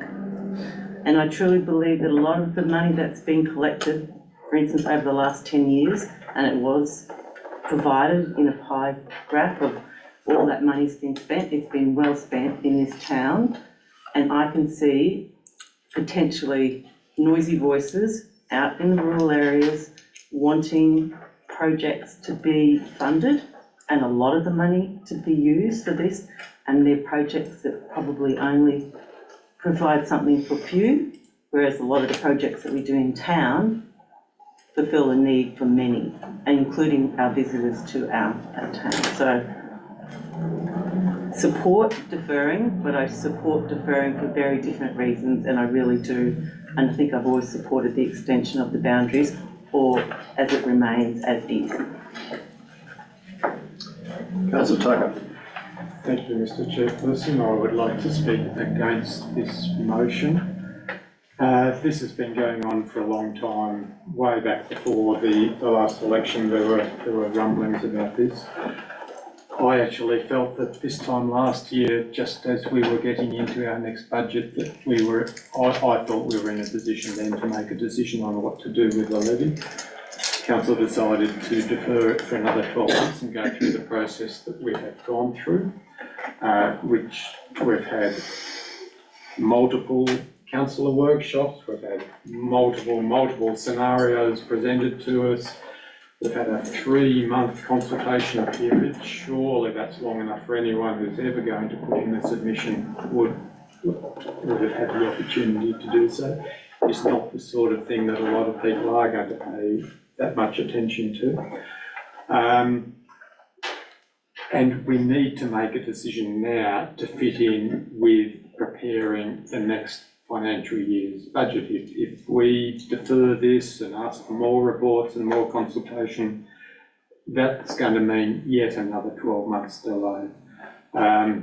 So while I've got the floor, I did just want to say thank you to Matt and Zoe and other staff involved for all of the work that's gone into it over the last 12 months. It has been thorough, and with the workshops you've done, I've been impressed with the 3-month consultation and the thoroughness of this report. So if this current motion is defeated, I would just like to flag a foreshadowed motion where I would move the recommendations as written, and I would be open to adding a fourth part of the resolution, if that's the way things go, to say that we get a further report just on how the distribution of the TI fund across the community would work where people have multiple assessments. So I'm not moving that motion now, I'm just foreshadowing that I would move these 3, and I'm open to that 4th one to accommodate the concern that Councillor Hayden has raised on that point. Thank you. Councillor Tucker, anyone else? Councillor McCarthy? Yes, I'd just like to highlight a few things that Councillor Hayden brought to attention. If you use a partnership, a family trust, another partnership that's different to one part, you will pay 3 lots of levies no matter what, and you're the same individual. And that will be highlighted when we do our LEP. You will get base starts for possibly building entitlements. And it all starts that you are using those bits of legal things to be different identities. You might be the same person that signs all the checks, but you are, in the eyes of the law, several different people. So you will pick up that levy no matter what, on each occasion. I thought Councillor Trembath was going to move the current status quo like she tried to move before, and Mark overruled her, but it exists, and I would like to see that the HUD money, which has been taken out of the Town Improvement Fund, come out of the finances, the same as the general manager's wages and engineering staff and all that, so that the whole community shares in the payment of that debt that remains the 600,000. Councillor McCarthy, I think that's a different issue. We're trying to determine. But you're pulling it out of the Town Improvement Fund, aren't you? No. Didn't we pull 200,000 before? That was for the loan repayment on the hub. Yes, that's what I'm getting at, and that's what I'm saying, that the loan repayments should be borne across the board, same as our staff's wages are. We're talking about going forward Yes. to the next financial year, of which way we go with the town improvement levy. We've gone through that, that's been voted on. Okay. previously, it's out of the text. We're talking purely about. Yep. We've had community consultation, we've had 3 options circulated. We're talking about which option we go through. We've had an alternate motion put up. Yep. Proposed and seconded. Yep. We've had a foreshadowed motion from Councillor Tucker, which is basically going back to what's written. Okay. So that's what we should be addressing here. All right, fair enough. Anyone else? Councillor Watt. Thank you, Acting Mayor. I appreciate the points raised by Councillor Hayden. My inclination, however, is not to support the amendment because I think the consultation process. Alternate motion. The alternate motion, because I think the consultation process has been exhaustive, and sure, 203 people out of nearly 4,000 is only a small sample, but it's not a bad sample. So my feeling is the consultation process with the community has been pretty exhaustive. Those people who want to comment will have, and while I appreciate that there does appear to be a problem with multiple rate assessments in general, I would support us making a decision on this and supporting option 3. Thank you, Councillor. Councillor Graham? Yes, I wouldn't support the alternate motion. I'm inclined to agree with Councillor Watt. I think we've had quite an extended period of feedback and submissions, and it was pretty clear that they really did support option 3. So I'd be happy with the original.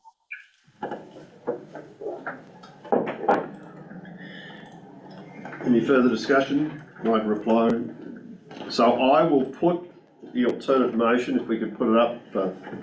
I'm sorry, Mr. Mayor, something has just gone wrong for me then. And I have lost it on my screen.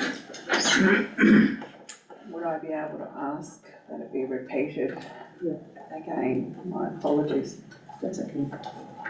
That council defer its decision on the TI levy review and instead request a further report around scenario 3, which addresses multiple assessments. Multiple rate assessments. Yeah. You remembered it.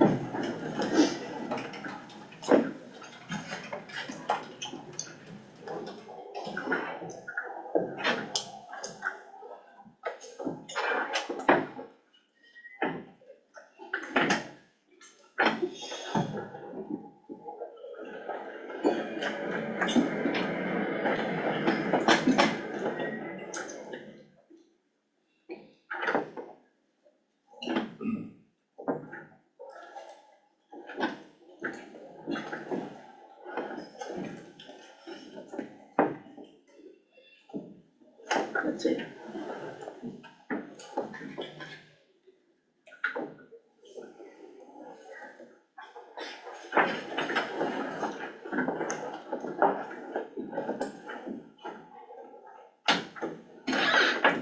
You happy with that? Second?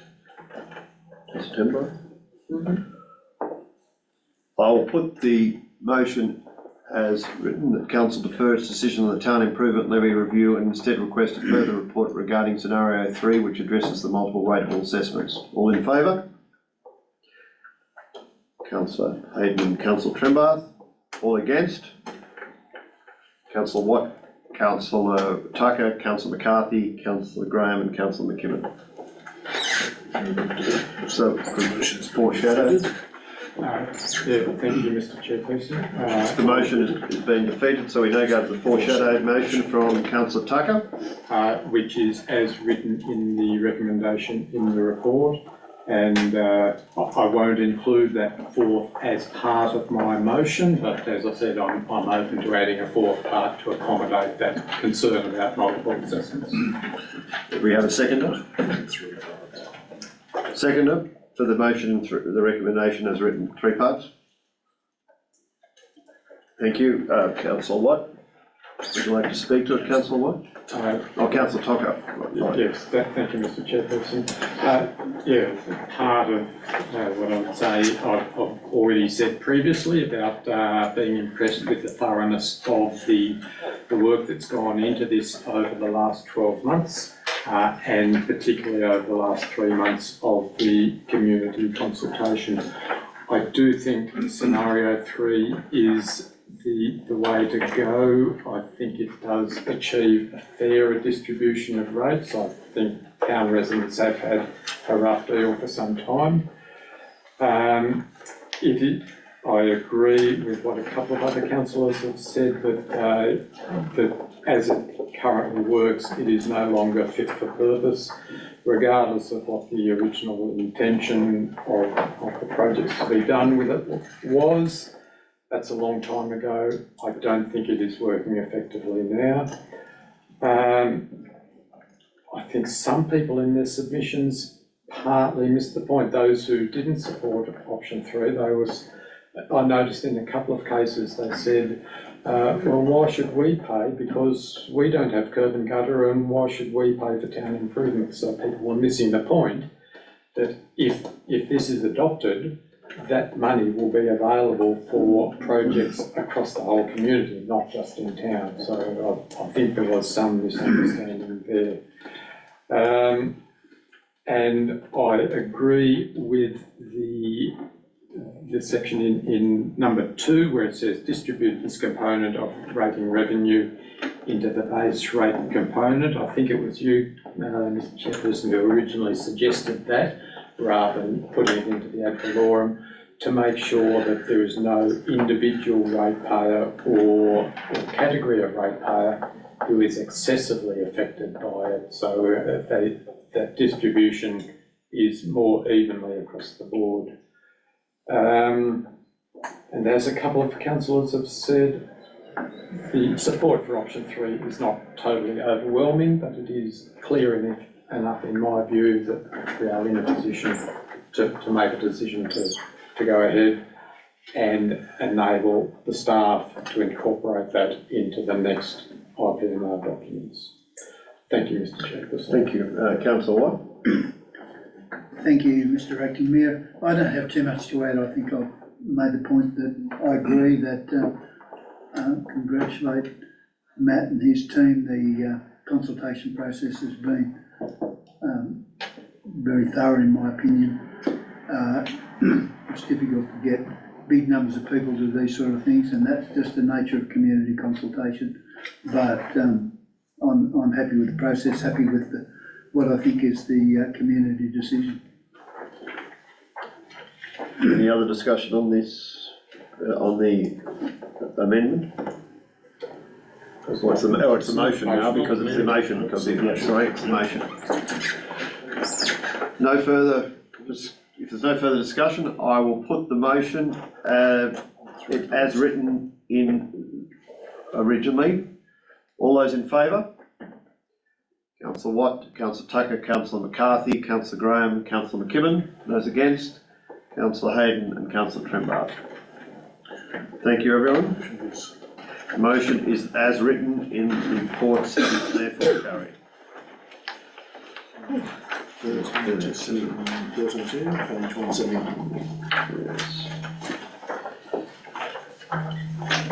170. Pull it out. 170.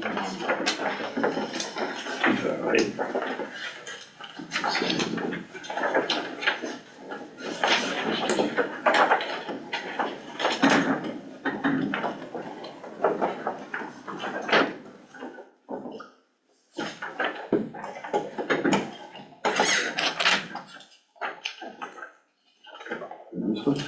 13.2, 10 Tiger Place modification to section 68 effluent disposal area. The recommendation is that council vary the restriction on title on lot 97 in DP 1238111 in relation to section 68 envelope for development application 19.2023.31.2 for the construction of a dwelling on the subject land known as 10 Tiger Place, Oberon. 2, that a division be called in accordance with section 375A of the Local Government Act 1993. 3 is that council provide delegation to the general manager to vary the effluent or building envelopes for all development applications, which provides a restriction of title subject to no increased environmental impact and no submissions received upon appropriate community consultation. Does a mover, please? Councillor Hayden, Councillor McCarthy. Thanks, Councillor Hayden. Yes, I'm happy with the recommendation. Nothing further to add there, thank you. Councillor McCarthy.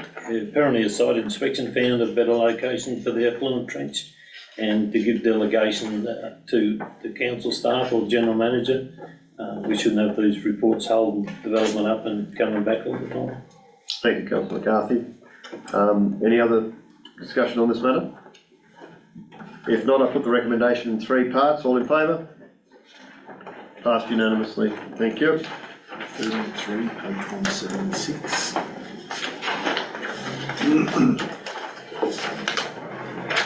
So 13.3 is policy 2220, related party disclosure review.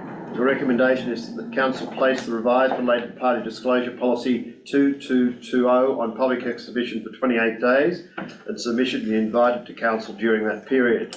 2, if no submissions are received in the exhibition period, policy will be adopted as presented. And 3, delegate to the general manager to amend any minor changes proposed.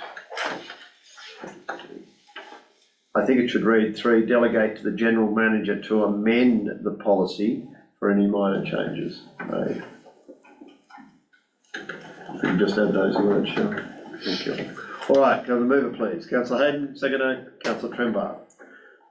Councillor Hayden. Yes, happy to move the recommendation as part of our governance. Nothing to add. Thank you. Any further discussion on this policy, this recommendation? I'll put the recommendation in 3 parts. All in favour? Unanimously passed. Thank you. Page 13.4. 184. Which Central Tablelands Weeds Authority request for additional funds. Recommendation is a council request for detailed project forecasts and risk mitigation information in relation to the delivery of roadside weed control program. 2, do not commit additional funding until further review and information has been provided. Could the mover, please? Councillor Hayden, seconder. Councillor McCarthy, thank you.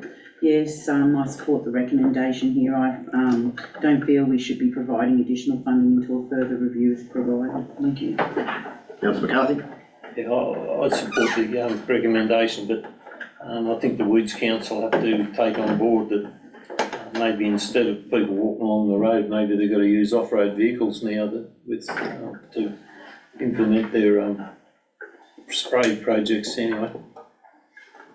We've got to change what we do. Councillor White. Yes, Mr. Acting Mayor, this motion obviously causes both me and you some difficulty, because this is the organisation that we're both members of on behalf of council, and there's and I'm not saying I object to the recommendation at all. I guess I would like the opportunity for both myself and the Acting Mayor as members of Central Tablelands Weeds Authority to maybe discuss the events that have happened. From my point of view, the staff of Central Tablelands Weeds Authority are terrific. Their hearts are in the right place, but they have not done a particularly good job of forecasting costs, and they've relied on methods which, particularly with the benefit of hindsight, have proven to be not up to the job, and we do need to reassess. So I guess I would ask the Acting Mayor to comment. Thank you, Councillor Watt. Councils remember, I think at the previous February meeting, I did refer to the fact that there had been substantial increases in pricing for roadsides, and I know that the General Manager and the Technical Services Manager have both requested further information from the Upper Macquarie or Central Tablelands Weeds Authority in relation to the increased costs, which are quite marked. And there have been a number of revisions of pricing provided, all substantially above what was basically 53,000 estimate last year was in the SLA, service level agreement with the council. It is true that there have been a number of components, and I have already referred to these in the previous meeting, but I will go through it again for the record. There have been new requirements in relation to work health and safety and RMS requirements in relation to escort vehicles or signs, and these have been implemented across the board by Central Tablelands Weeds Authority to increase the safety of people spraying the roads. But on the other hand, they have mitigated the cost to some degree by using that escort vehicle to carry additional water and additional drums of chemical, etc., that they can use. The price of the chemicals used, including fluoropropionate, has gone up 300%. The price of what's known as we generally know as Grazon, or the generic Kenzon, has gone up at least 25 to 30%. And there have been other increases in costs, including labour costs, because the availability or lack of availability of labour by a number of our spraying contractors. There have been with the seasonal conditions, as we all know, the frequency of weeds and the intensity of the infestations has ever increasing. And there have been a number of roads that haven't been sprayed for a number of years. So this has all caused a massive increase in the costings, and the Technical Services Manager and the General Manager of Oberon have requested further information from Upper Macquarie. Some of that's been provided, but not all of it as yet, and there has to be a further drill down. One of the problems with trying to estimate how much it's going to cost to do what was section 1 of the roads, and councils will recall that we split the whole council area of Oberon, as with the other 3 councils in the Central Tablelands Weeds Authority, into 3 sections, so that the idea was that over 3 years every road would be sprayed, and then the 4th year you'd go back again to the one you'd first done into section 1. The problem has been estimating how much weed is on all those roads in section 1. And obviously there was a significant underestimate. An underestimate, as I've indicated, was due to not realising how bad the weed problem was in some of the roads, or how much time it was going to take contractors to spray.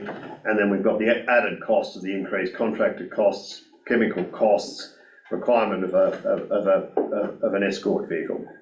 All those have had a cumulative effect.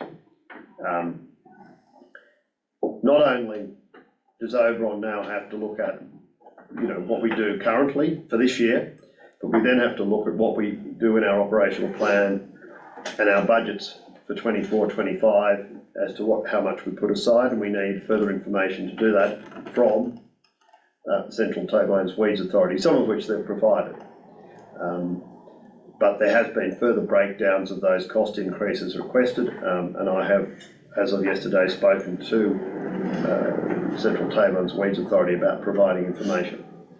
So I have tried to keep council abreast, and I have certainly been in constant discussions about this issue with Central Tablelands Weeds Authority about getting the additional information required.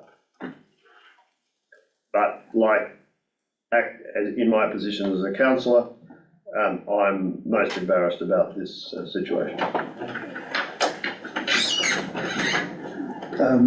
Mr. Acting Mayor, in regards to your embarrassment, my view is that you've done an outstanding job. You've alerted us to this problem early, and I'd just like to say that I've got full confidence in your sharing of Central Tablelands Weeds Authority. Well, thank you, councillor. But I don't believe it's a satisfactory situation where we are. It's not I agree, it's not a satisfactory situation, but a fair bit of that was out of our control, but also a fair bit may have been forecast, and a bit of it certainly wisdom in hindsight. So. Councillor Taylor, thanks. Thank you, Mr Chairperson. I agree that we can't just rush in and decide to allocate that much more money. It is something we need to be careful about, because clearly this is not simply a one-off extra amount. This is giving us an indication of what it costs per kilometre to treat roads, and so we're going to be up for, presumably, in the order of 160 k's per year rather than 53 k's per year, and that's going to continue rising as costs continue going up as well. So, to my mind, it's not so much a matter of understanding why costs have gone up. It's how we are going to go about this issue into the future. If we stick with the amount that we agreed to allocate for this year, then presumably instead of having a 3-year program, we're going to have a 9-year program, and that's, you might as well have a 100-year program, because the weeds are just going to be totally out of control. But then, where are we going to find extra money if we want to keep it down to the 3 years? It's not only understanding the finances, but we need to understand the practical implications of either pushing out the frequency or how we're going to find that extra money if we're keeping the same frequency. So yes, we're going to need a lot more discussion about this when that information comes back. Absolutely, Councillor Tuckle, and I also really believe that arranging a meeting with the General Manager here and the General Manager there and the respective staff to try and work through the situation, at least come up with some palatable suggestions to come to Council. Yeah, and I'm also not sure about what our legal obligations are. If we don't put enough money in and weeds get out of hand, what are the risks for us as a council? Well, there are risks under the Biosecurity Act. Yeah, and we need to understand that issue as well, if we're going to either push the frequency out or put more money in. Yeah. Thank you. Just a brief comment again, Director Mayor. Look, yeah, Councillor Tucker, I agree with your comments. We're essentially, I think, alerting Council to the fact that we have a major problem. We can defer it, but we do have obligations to control weeds. Our farming, rural community ratepayers expect us to control weeds, and so it's certainly something we've got to tackle. I think we're forewarned that this is an issue that is going to cost us some money. And the other issue is we will have a shortfall this year of the Section 1 roads and how we carry those forward into the future years and what we do with those. All right, any further discussion on this matter? Sorry, Councillor. Are you able to provide us a bit more information on the underestimates than the other LGAs? Yes, I can. Blaney, let's start with Blaney. They managed to, the underestimate was minimal. They managed to put an extra 25,000 in, part of which they had got from, I think, a mining company to help. So they're going to basically have done 100%. Bathurst,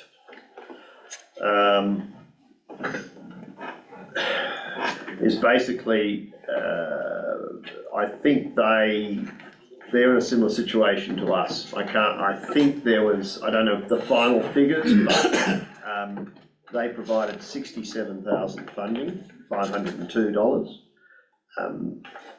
And I can't recall exactly the number of kilometres. I know they had 457 kilometres to do.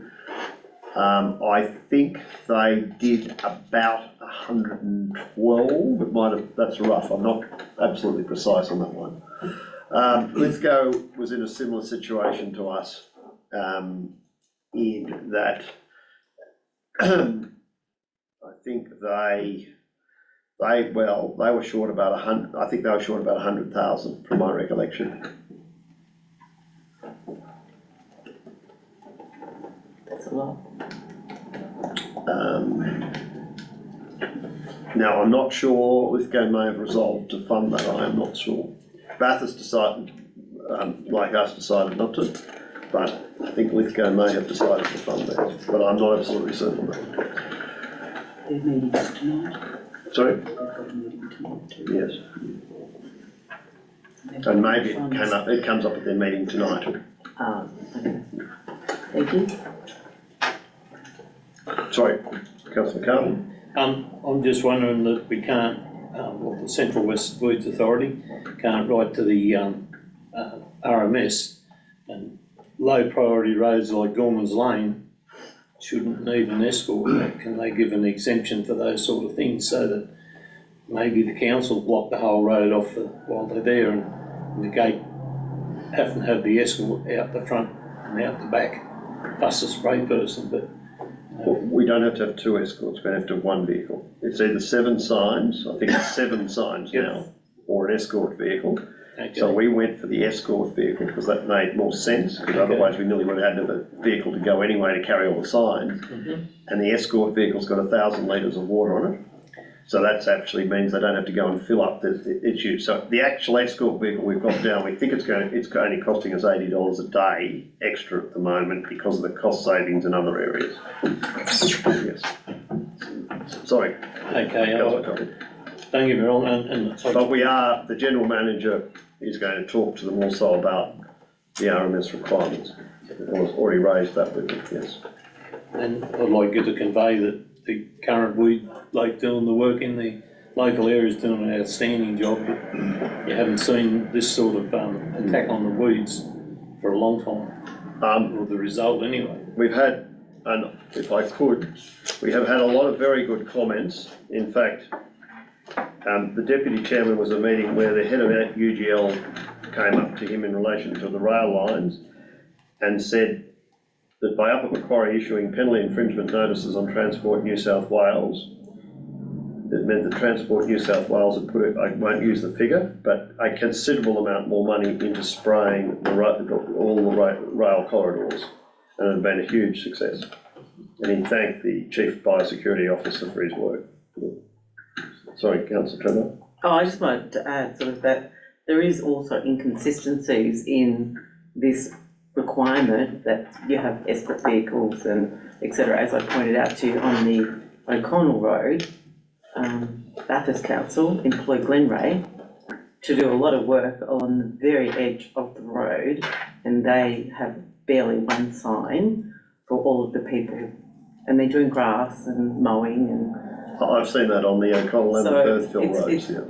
I think it's definitely an issue that should be brought up. Either it's one rule for everyone, but because it's Glenray with their staff, why they are not subject to the same requirements.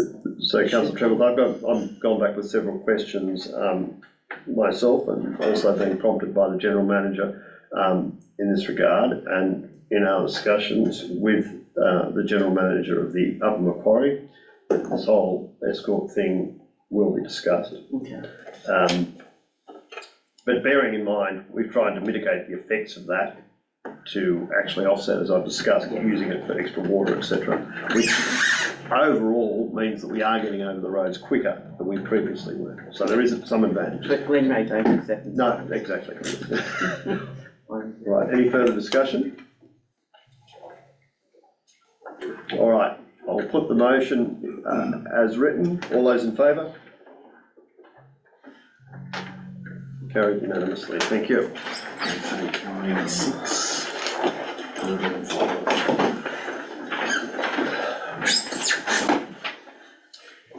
13.5 Regional Emergency Road Repair Fund Works Program.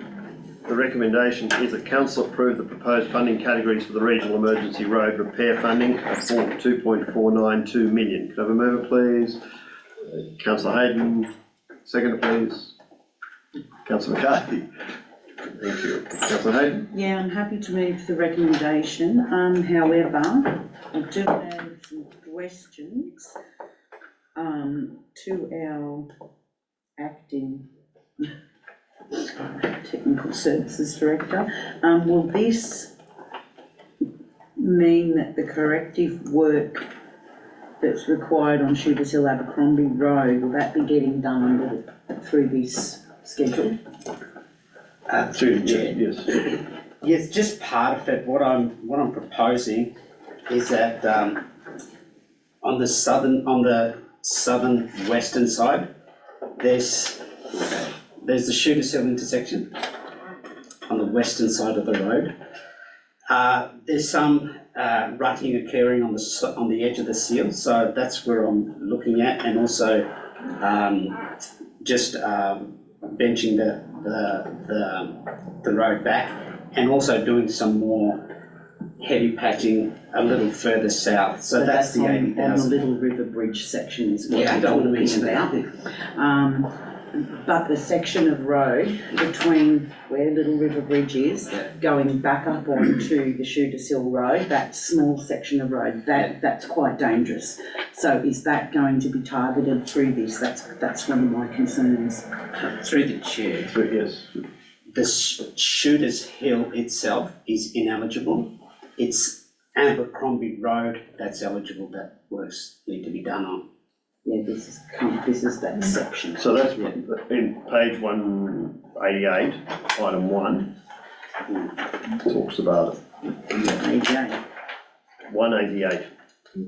That's only, that section in number 1 talks about the tree cuttings and that kind of stuff. I'm talking about what Chris had done previously. You know where I mean. Through the chair, what Dave's indicated is not exactly correct, because local roads can be prioritised in this fund. What we have to consider as part of this is that some of the works that were earmarked to be undertaken as part of that project are no longer allowable under this fund. Because they were a realignment. Right. So there's some, that doesn't make it any less important. Just trying to get some clarification around the section so that. It doesn't make it any less important. General manager is aware. The section between the Abercrombie Road, you know, your Little River Road section that comes back up on Shooters Hill Road, that seems to be a priority at the minute. That was listed the other year through our past Technical Services Director's program. But the fact is that is still quite dangerous, and that's one of the roads that gets used continuously with trucks. It's cut up, it's holy, it's... Through the chair, can I state again, it doesn't make that project any less important. It just means that we may have to look at separate funding other than this to support that program. We've got a design, if that comes up, it's one of the priorities that we've constantly approached for. It's just that we haven't been successful in the past. It does not make it any less important. So it doesn't qualify for this? It doesn't qualify, given what we would need to do to that road in terms of how we would deal with that. Because it says pavement renewal is getting done on Dog Rocks Road through it. One would think that pavement renewal on that section of road would be able to be done. Through the chair, pavement renewal talks about what's existing. Upgrade works talk about what is widening and the work that would need to be done on that, which we have previously sourced funding for but have been unsuccessful. So the purpose of this resolution is to actually put some allocations back so we can actually indicate to RERF how we're going to allocate the money. So at this stage allocating which roads are going to be done. That's what the bottom of page 187 talks about. Yeah. And it also obviously puts the eligible works and the ineligible. So it's actually putting pots of money in each one. We haven't, within each of those categories, identified each of the roads yet. Right, so who seconded this? Councillor McCarthy. Sorry, Councillor McCarthy, sorry. I'm happy with the report number 2 reflects what Councillor Tucker was trying to do on Dog Rocks Road, where we've had that one coat sealing, trying to capture the road before it does fall apart with another seal. Councillor Tucker. Thank you, Mr Chairperson. Yes, well, that leads into a couple of the points I was going to make. So at the last meeting, I requested that in this report that we consider two projects, one being the Sloggots Road intersection. I totally accept the advice that's been provided that that is ineligible, so that's dead and buried as far as this grant program goes. With Dog Rocks Road, I had a brief talk with Dave just before the start of this meeting. I sent an email a couple of days ago. My original report on this problem to Chris 18 months ago, the advice I got back was, yep, we neglected to put the final seal on. I'm not blaming him, it was happened before his time. And his advice was 1.5 k's of road, cost to fix 160 to 180,000. So now the advice comes back saying it's 2.5 k's of road and 1.05 million. So I'm still totally lost as to how it could increase by sixfold in 18 months, whether it is just that we've let it go too long and the pavement is totally deteriorated, or what's going on, but I am still willing, if it helps, to go and have a look on site, either with Dave or with the new director when they start. But that they were just passing comments. I'm not expecting on those figures provided here, I don't expect that to be part of the program. It's 1.05 million, it's just about using up a whole lot. Yeah, so I'd like just to ask the Technical Services Manager to respond to that, please, Councillor Tucker. Okay. Yes, thank you. Sure. Through the chair, at the last February meeting, those roads were asked to look at, and I went and looked at it, and here you've got the funding guide, what's eligible, and it was a renewal work. And I measured the areas. There's significant potholing in the sections that I mentioned here. It's 17.5 to 20 kilometres from Abercrombie Road. So a payment has this, when you construct a payment, it has a 40-year life.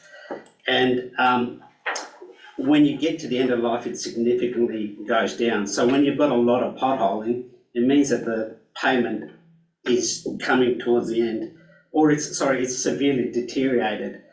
Some of that section of that 2.5, we could try and extend the life, but the latter part, there's a 1.5 k's that is very severely deteriorated. And if you do any treatments, it's on a downhill curve. It's still going to not last that long.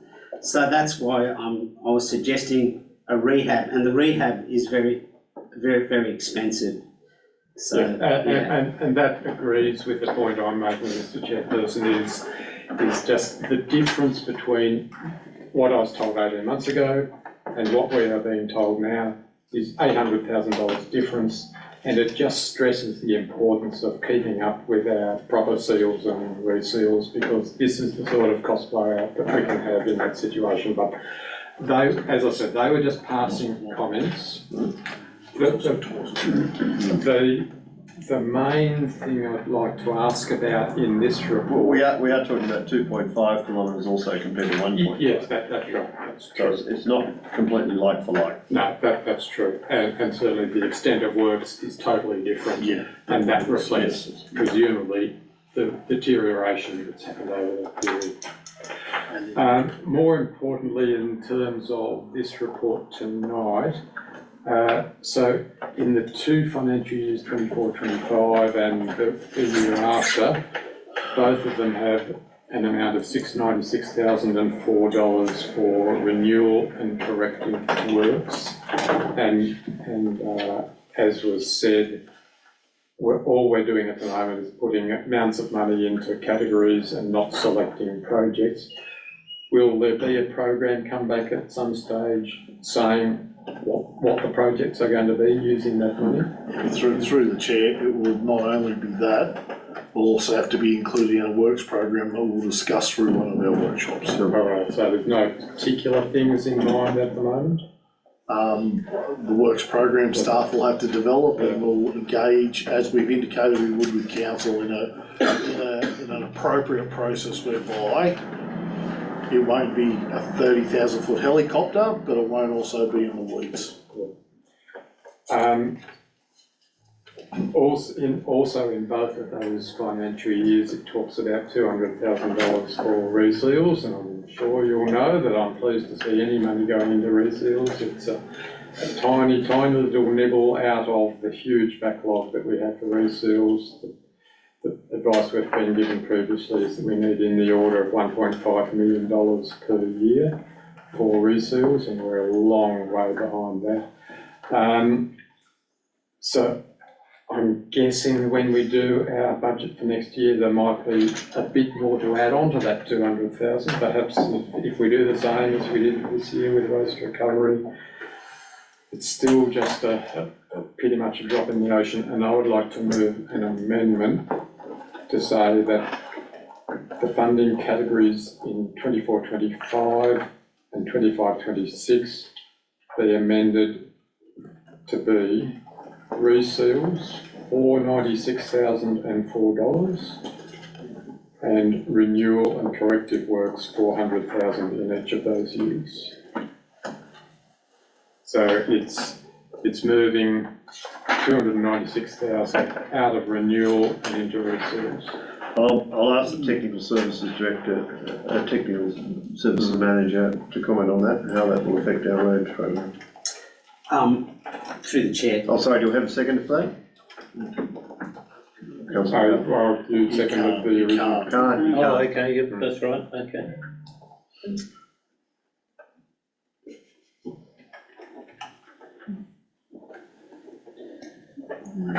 okay. Mr. Chair, can I speak to May I that? clarify the motion, please?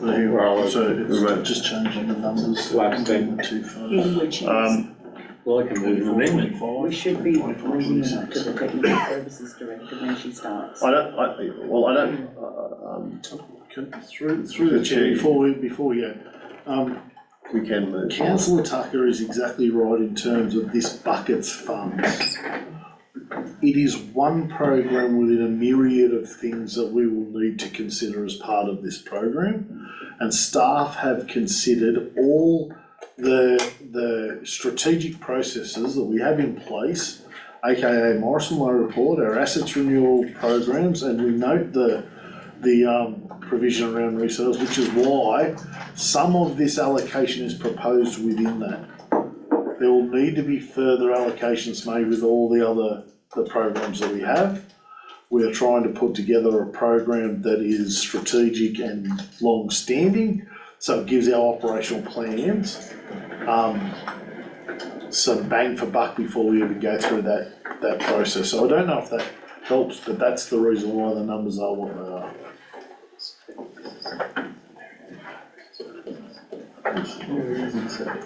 So can you, I suppose, to that's Director of Community Service, are we able to, are these fixed, these amounts, or can we do some swapping around? That was what Matt and I were just talking about, Mr. Chair, and that is, we've been informed that the way we can move these fundings is quite easy.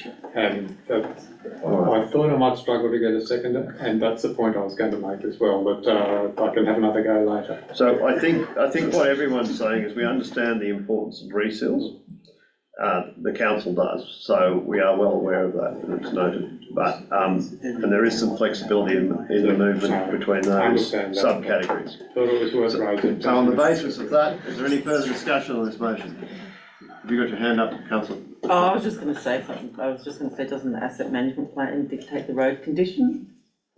Well, I think Councillor Tate We actually have that. Councillor Tate was actually referring to the asset management plan. Yes, and, you know, I refer to it repeatedly, as you know. I think that's where the one point, It gives us that information, is all I'm yeah, saying. that's where the 1.5 million came out, I think, from. Well, Yeah. that figure isn't in the asset management plan, but it was a figure provided by the previous director. Yeah. And the asset management plan does, one of the recommendations is to fully fund the reseal program, and we haven't done that for many years.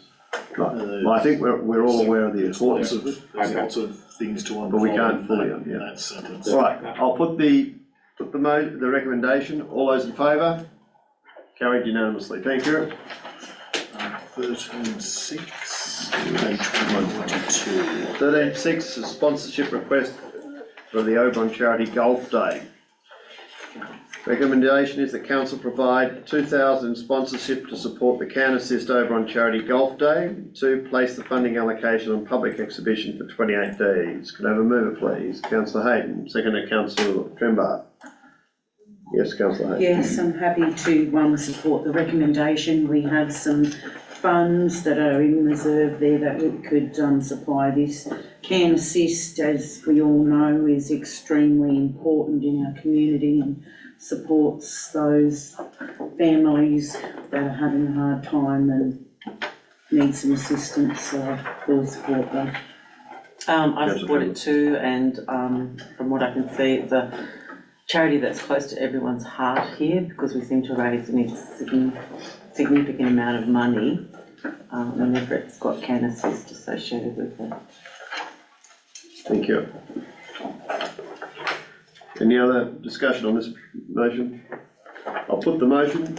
All in favour? Just a clarification, so Can Assist is running this golf day? Or is Jesse Graham running the golf day?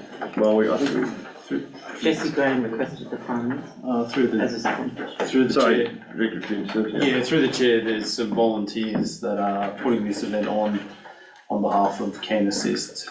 Okay. So all money raised is going to Can Assist. That's fine, Yeah.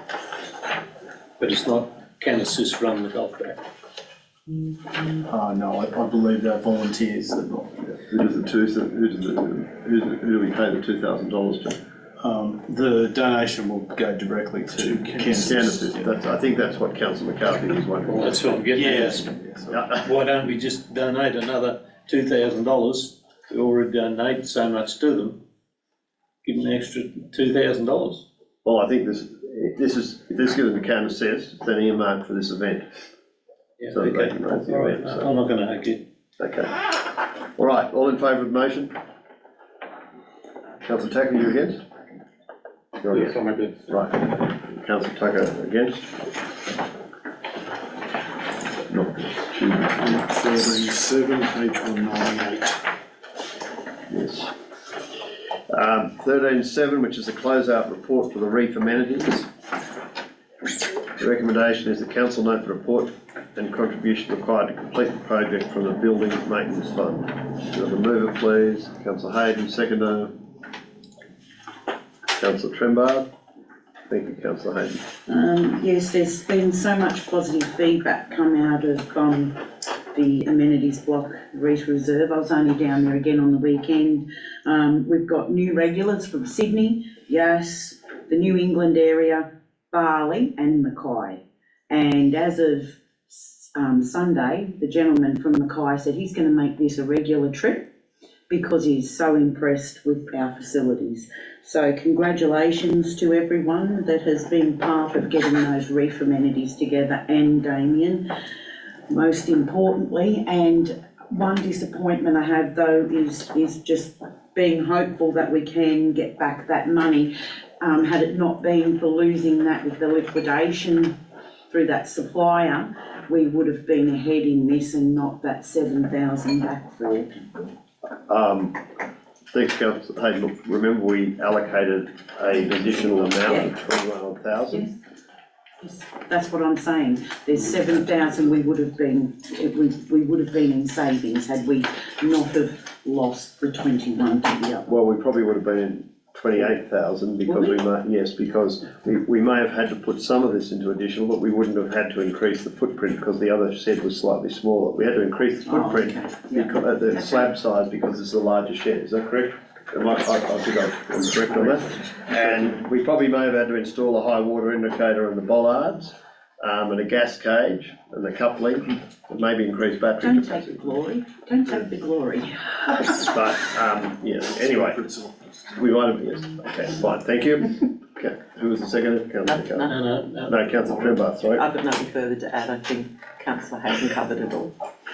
Yes, Yeah, Councillor. Yeah, a very worthy project, great amenities from down there, but why can't the money come out of public open space money like we used down O'Connell for doing the balls? You know, the money the developers pay. Through the chair, we provided a funding source. If the council want to change that funding source and there's money in that fund, they can change it. Okay, fine, thank you. You want to propose an amendment or? No, I'll just know where you can move money around in the future, that's all. Any other discussion on this matter? Right, I put the motion. All in favour, please. Carried unanimously. One more, keep plugging it.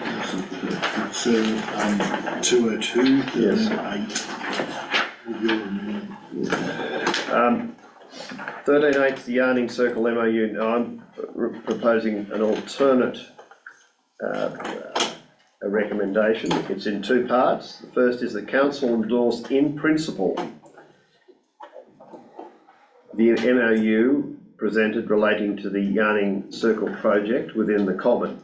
That's first, number one. Two, delegate the general manager to make amendments to reflect the comment, to take account of the MOU suggested changes by PJAR. That would be two. I think they're already up on the screen. Yeah, my screen.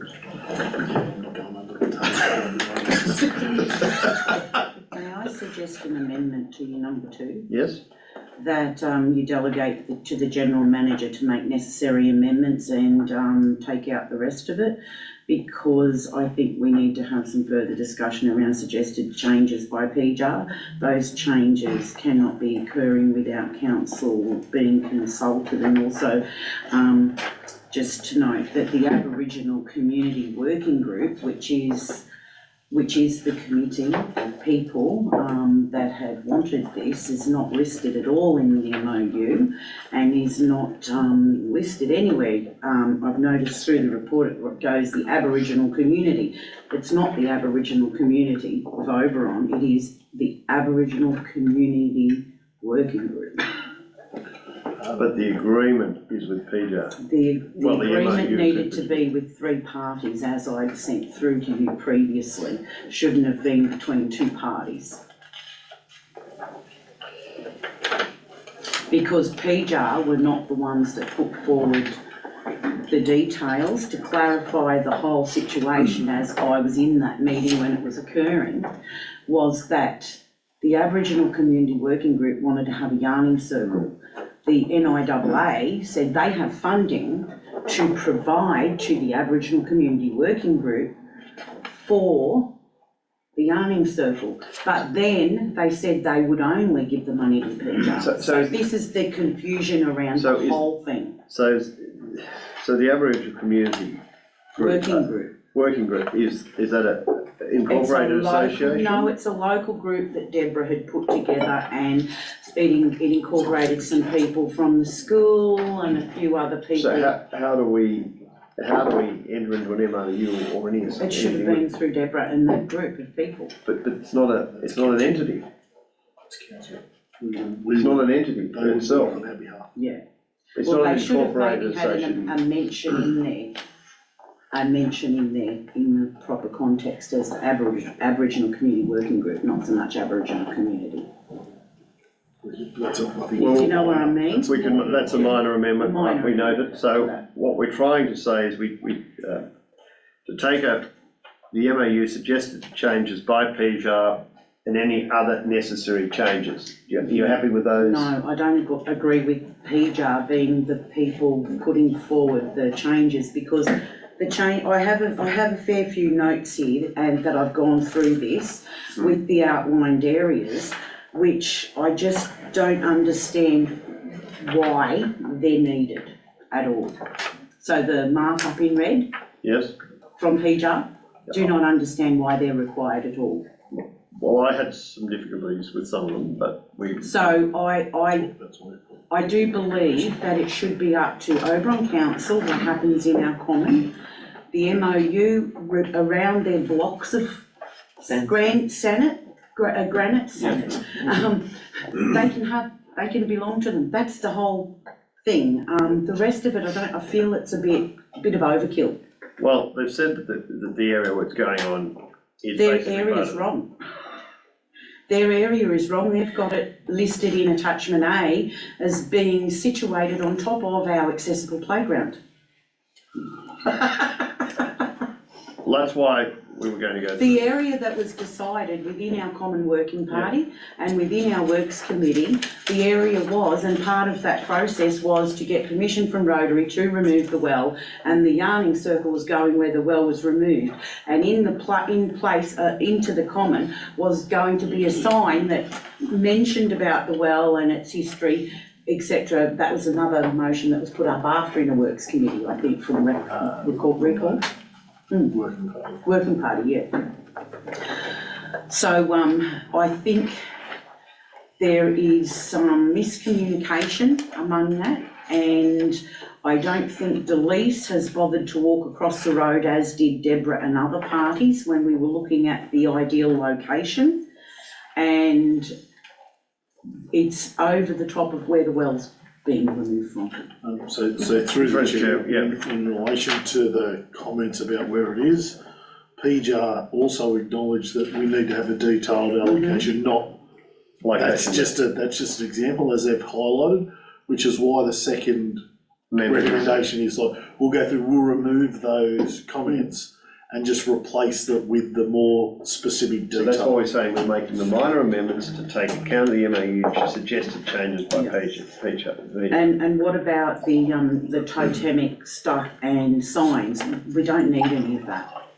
It's culturally wrong, because we can't, it's like a whole heap of people that do not belong to Wiradjuri culture want to put Wiradjuri culture totems and signs around when they're not part of that culture, and then we're doing an offensive thing to the other two cultures in our area. Fine, but I got those amendments from your first draft. I didn't notice put totems and that. I thought I omitted that, didn't I? You had it in the MOU. That's where I got all of that wording from, I'm sorry. Yeah. It was from yours. Was it from mine? Oh, I think I just copied that from their thing. So you got a mover? Doing it, Yeah. Who's your second? We have a second up there. Yeah. Sorry, who was the mover and second? Andrew's a mover. Well, so I don't think I'll move it because I did a lot of the drafting of it, so I think it'd be more appropriate for Lauren. Are you happy to move it, Lauren, or Clive? Or? Yeah. I just have, And was it, Lauren. were you the seconder? Clive. Brilliant. Who was Sorry, it Lauren, again? please speak. yes, and I think. Sorry, we've trimmed up. Way too far. I don't often get called from. Sorry, council, I did say council, I must have mumbled that in my hand. It wasn't intentional, I Only my assure husband calls me that. I just wanted to make sure as well that it is, as Councillor Hayden indicated, she didn't believe that she'd put the totems and the signage, and I want to make sure that the concepts that are attached to the MOU are exactly what we're going to see in that space, because there is another space that's dedicated in the common at a later stage where I think that would be more appropriate to have the totems and interpretive signage. So the concepts that have been put forward are beautiful. Love the sandstone blocks, but it's fit for purpose for everyone, and a lovely simple design in the spirit of what they want it to be, but it's also for everyone to use. That's my only expectation of the general manager.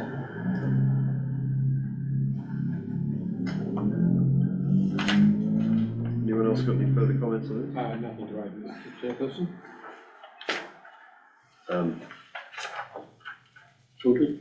So I think I would be suggesting that until we add at the end, as we said, PJ, and any other necessary changes, generally, not related to PJ.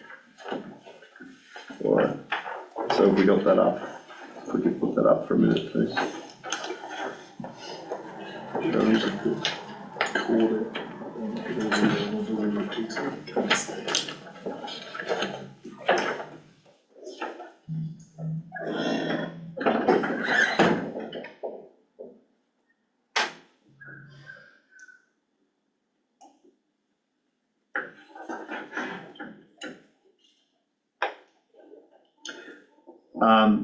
After suggested changes by PJ, put and make any other necessary changes before sign them, and then maybe, and then have a third one,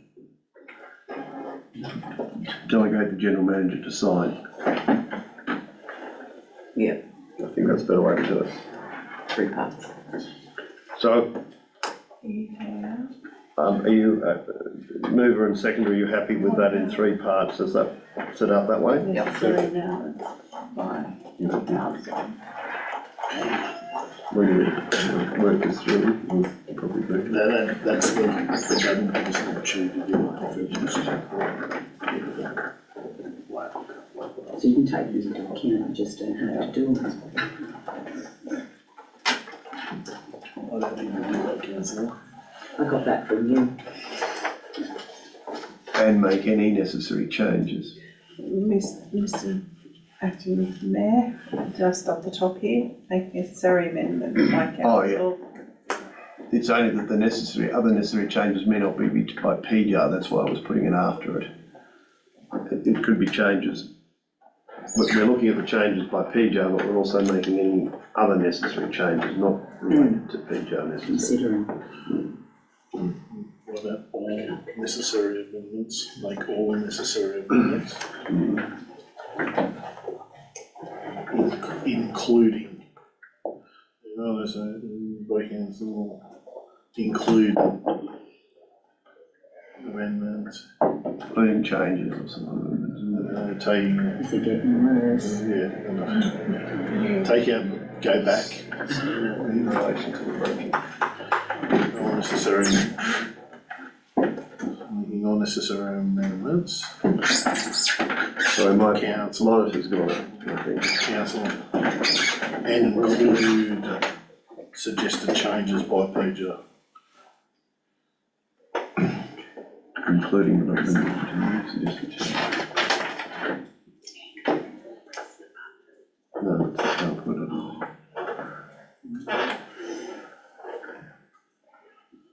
And include and suggested change, yeah.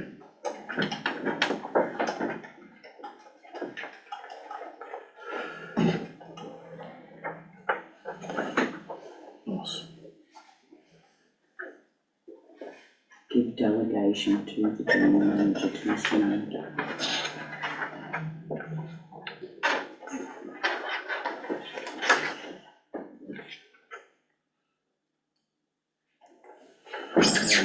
Warren, they have to be happy with those. Are you happy with that as it is written?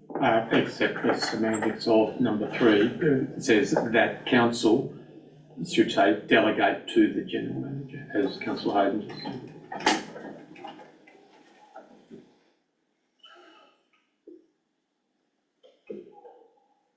Yeah.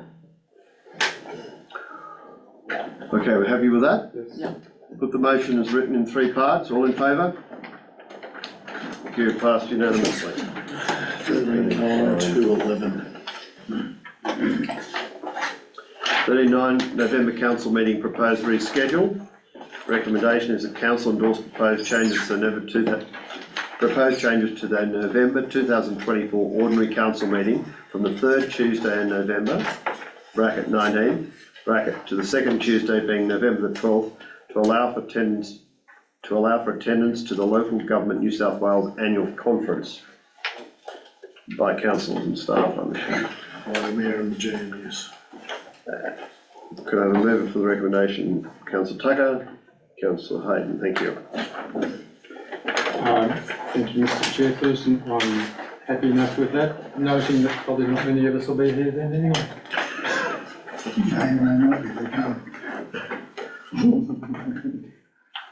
Second, Councillor Hayden. Nothing further. You're gonna be here, I just wanted him to hear his voice.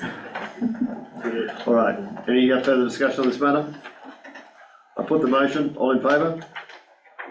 Carried unanimously, thank you. 1310 is the grants update and contribution. The recommendation is that council commit up to 153,000 as a co-contribution from the water fund to support the development and application under the Community Energy Upgrades Grant Fund. And 2 is note other grant updates and activities have been included in this report. We missed 13.9. Did we? We just done it. No, oh, yes, we did just do it. Oh, sorry. You were sleeping. I was sleeping, sorry. Sorry, so we're at 1310. Sorry. Have a mover for the motion in 2 parts.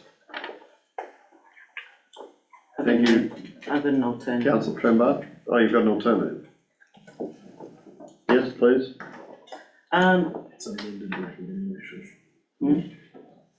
It's an amended recommendation. Amended recommendation, sorry.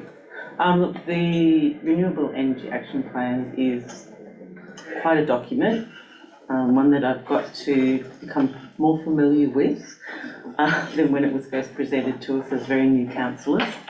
And it has got a lot of good opportunities in there, but I believe that we'll only get one opportunity and get the best bang for our buck. So I would like to amend it as follows. Commit 21,000 from the water fund for a consultant to undertake a thorough review of our water treatment plant, solar and battery grant application, and also supply a report that determines the best projects in our REAP and work towards a January 2025 submission under the Community Energy Upgrades Fund. And 2, that council consider as part of the ongoing operational plan a reserve fund to support energy initiatives as identified in our REAP analysis to help ongoing support for grant funding. It's just that you don't have to keep coming back looking for sources of funding if point 2 is included. So we have a seconder? Councillor Hayden. Okay, Councillor Tremblay, you've got the floor now to explain in more detail, if you need to.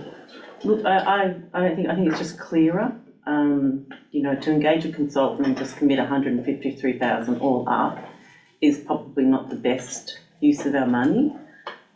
Make the use of having a consultant. We've got the opportunity to go in January 25 with this and ensure that what we put forward is a good and solid grant application.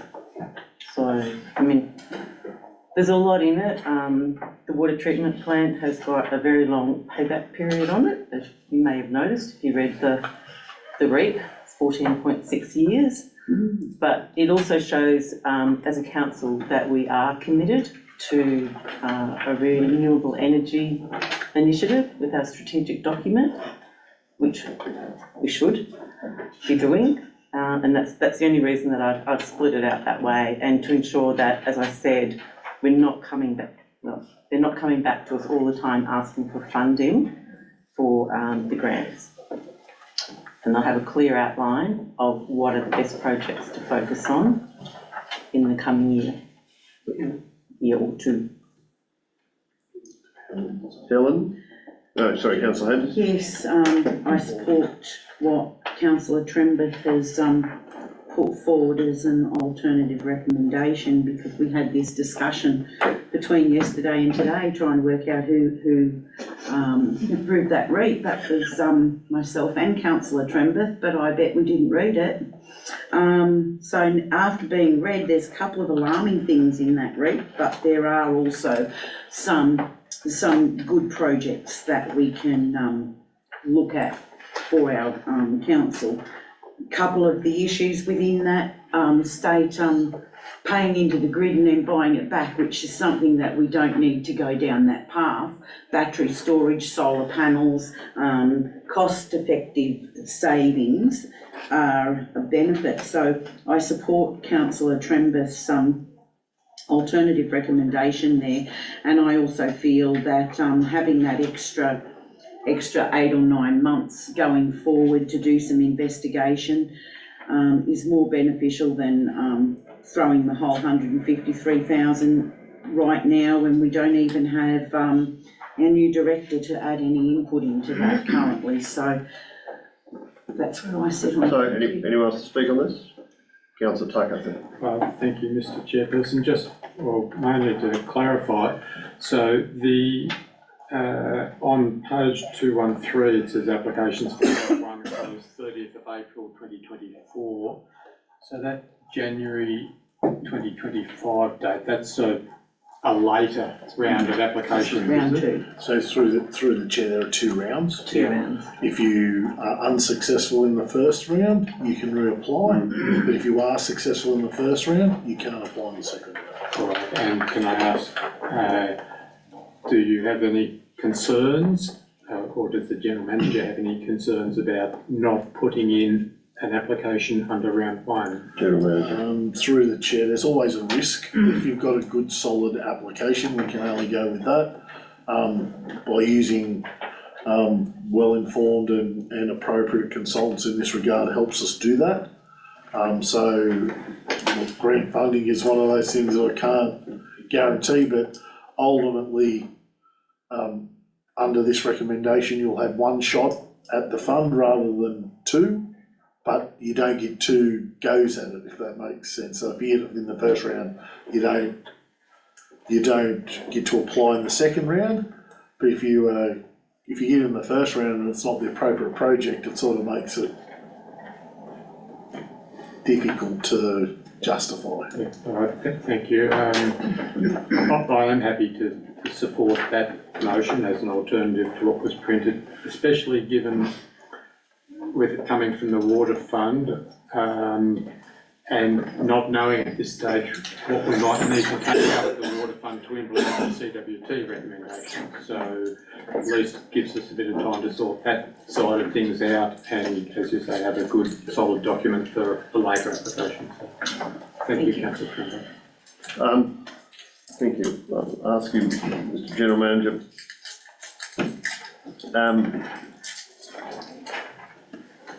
If we don't make this application now for the WTP, and noting it's one of our more energy hungry assets or facilities, and if we were to fail in it, that obviously would not preclude us in the future bringing an application for, say, the new sewage treatment plant.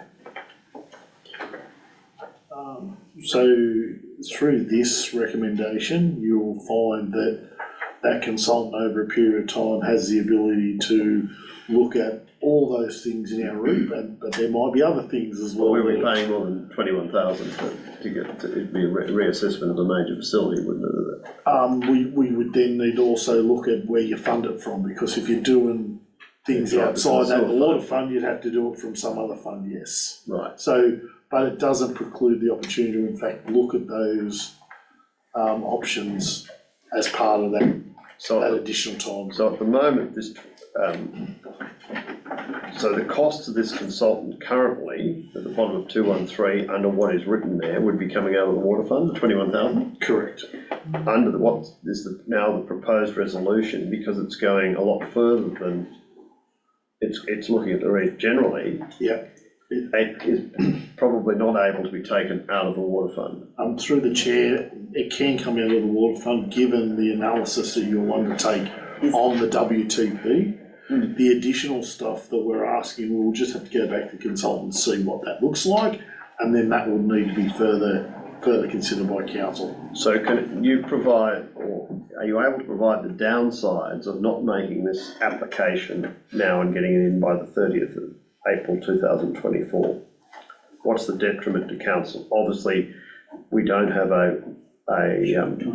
WTP running is efficient because it's not installed if we were successful. Time and money. Time.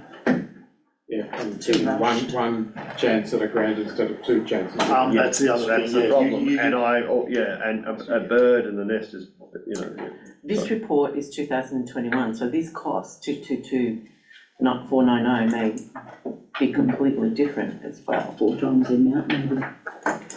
And the cost saving and the payback is $1,957 per or 163 pounds. Through the chair, that was also done in 2021, so those costs may have exacerbated quite a bit. Yeah. And that's based on the total spend by council, not on a 50-50 funding.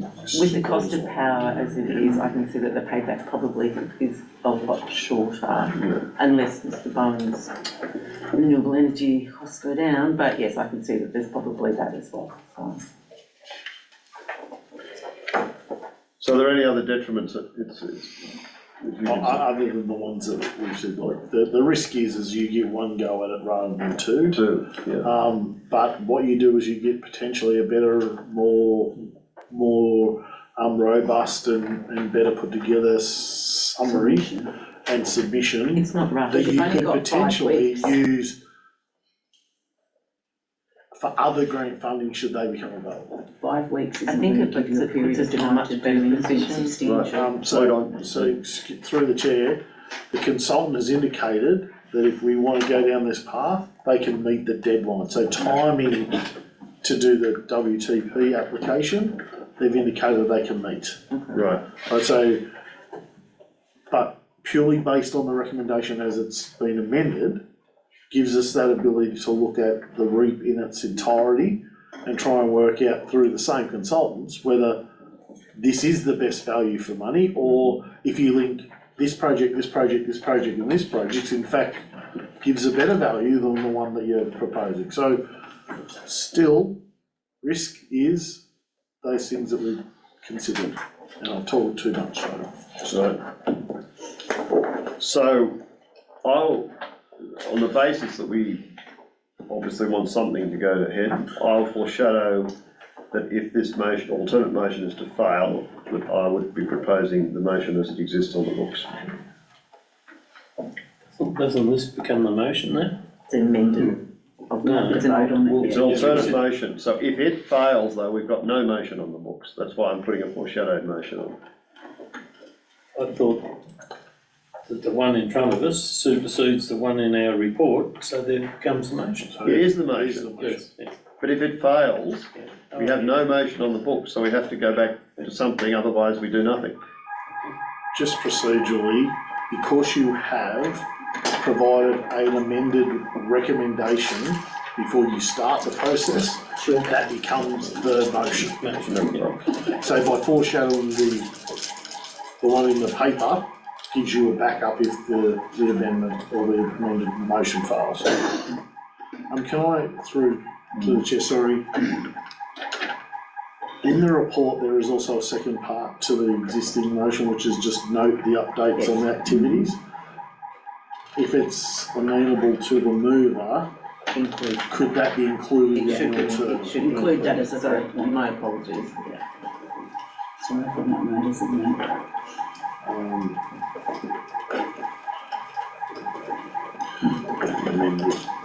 All right, I put the alternate motions. Jenny'd probably have to come in and reset it. No, she's in fact.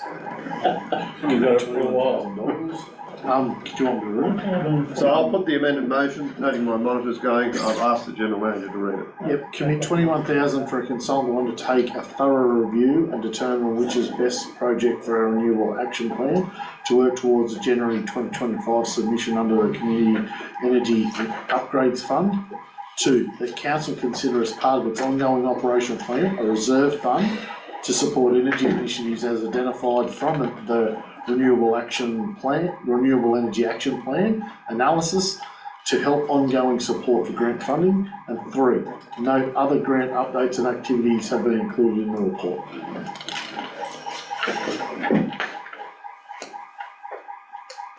The chair. Right, I put the motion, the alternate motion. All those in favour? 1, 2, 3, 4, 5, and Katie, Katie, got 6, 7, right, all unanimously. So now I put that, sorry, yes, that's done. We've got it. 13, yes, we've done it, so we've done it, motion. Reports for. Mr. Mayor, And the motion.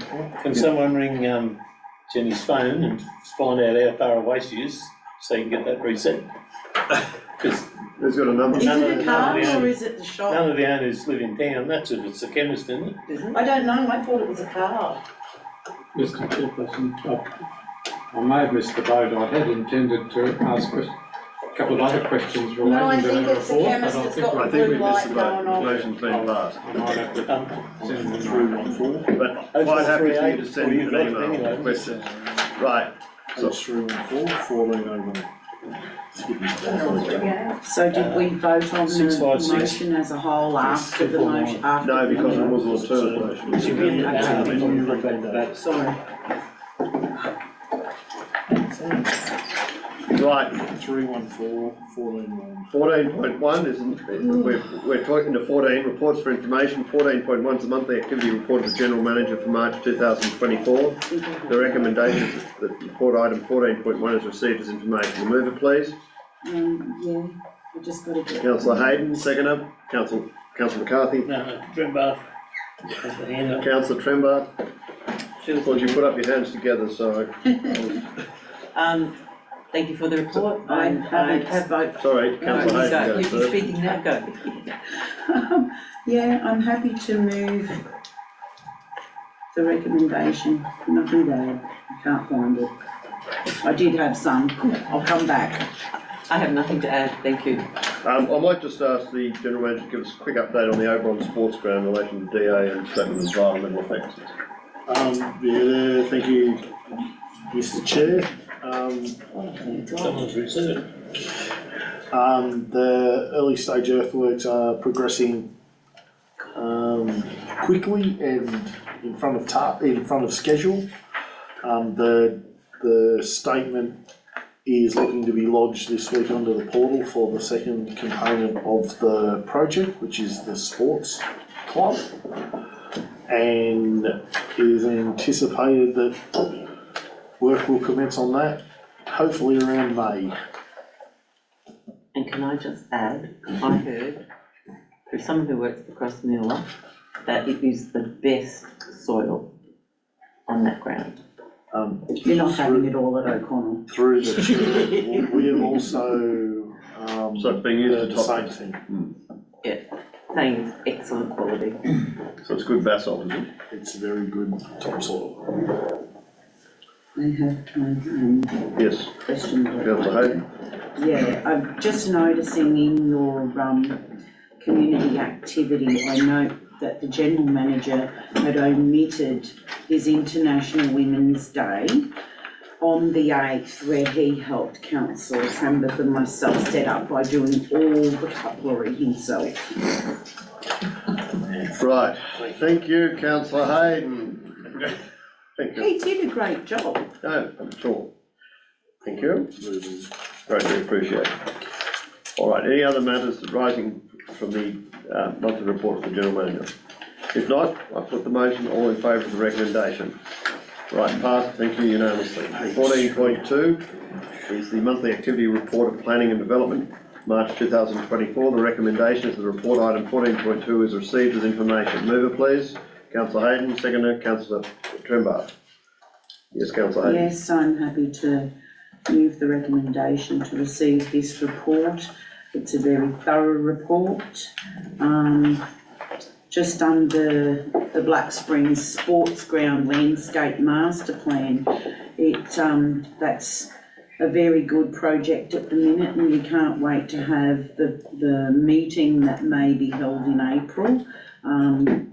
There's some community discussion out there, and I'd like to thank Damien for his time in helping with the consultant and walking the site. Councillor Trembath. Thank you for the report. I just noticed that you have included that there is a New South Wales Planning Portal reference group. I just wondered if I get more detail on it, as you know that have issues with the planning portal a lot of the time, so what's that about? Is it something that's going to give us some improvements? Through the chair, it's a reference group that's expanded from a smaller group that had been running for a few years. So we're in the smaller council groups, the small to medium, and each council was asked to nominate a representative. Not necessarily every councillor was selected in that regard, but so we were, I think, the opportunity to put forward suggestions for improvements and also to be at the forefront of knowing what those amendments may, or proposed changes may come up. So I'll keep council abreast of any changes or any suggested and any ideas that you may have as well. I'm happy to put forward. So. Start all over. Our staff does have a lot. And the other one was the land use strategy trend. Will you be bringing that to the April council meeting? Through the chair. Yes. This stage, noting the closing date 5th of April, we may be short on time to get that through, so I think May probably would be more appropriate. And my last question, you noted that compliance, prohibited land use, unauthorised building work.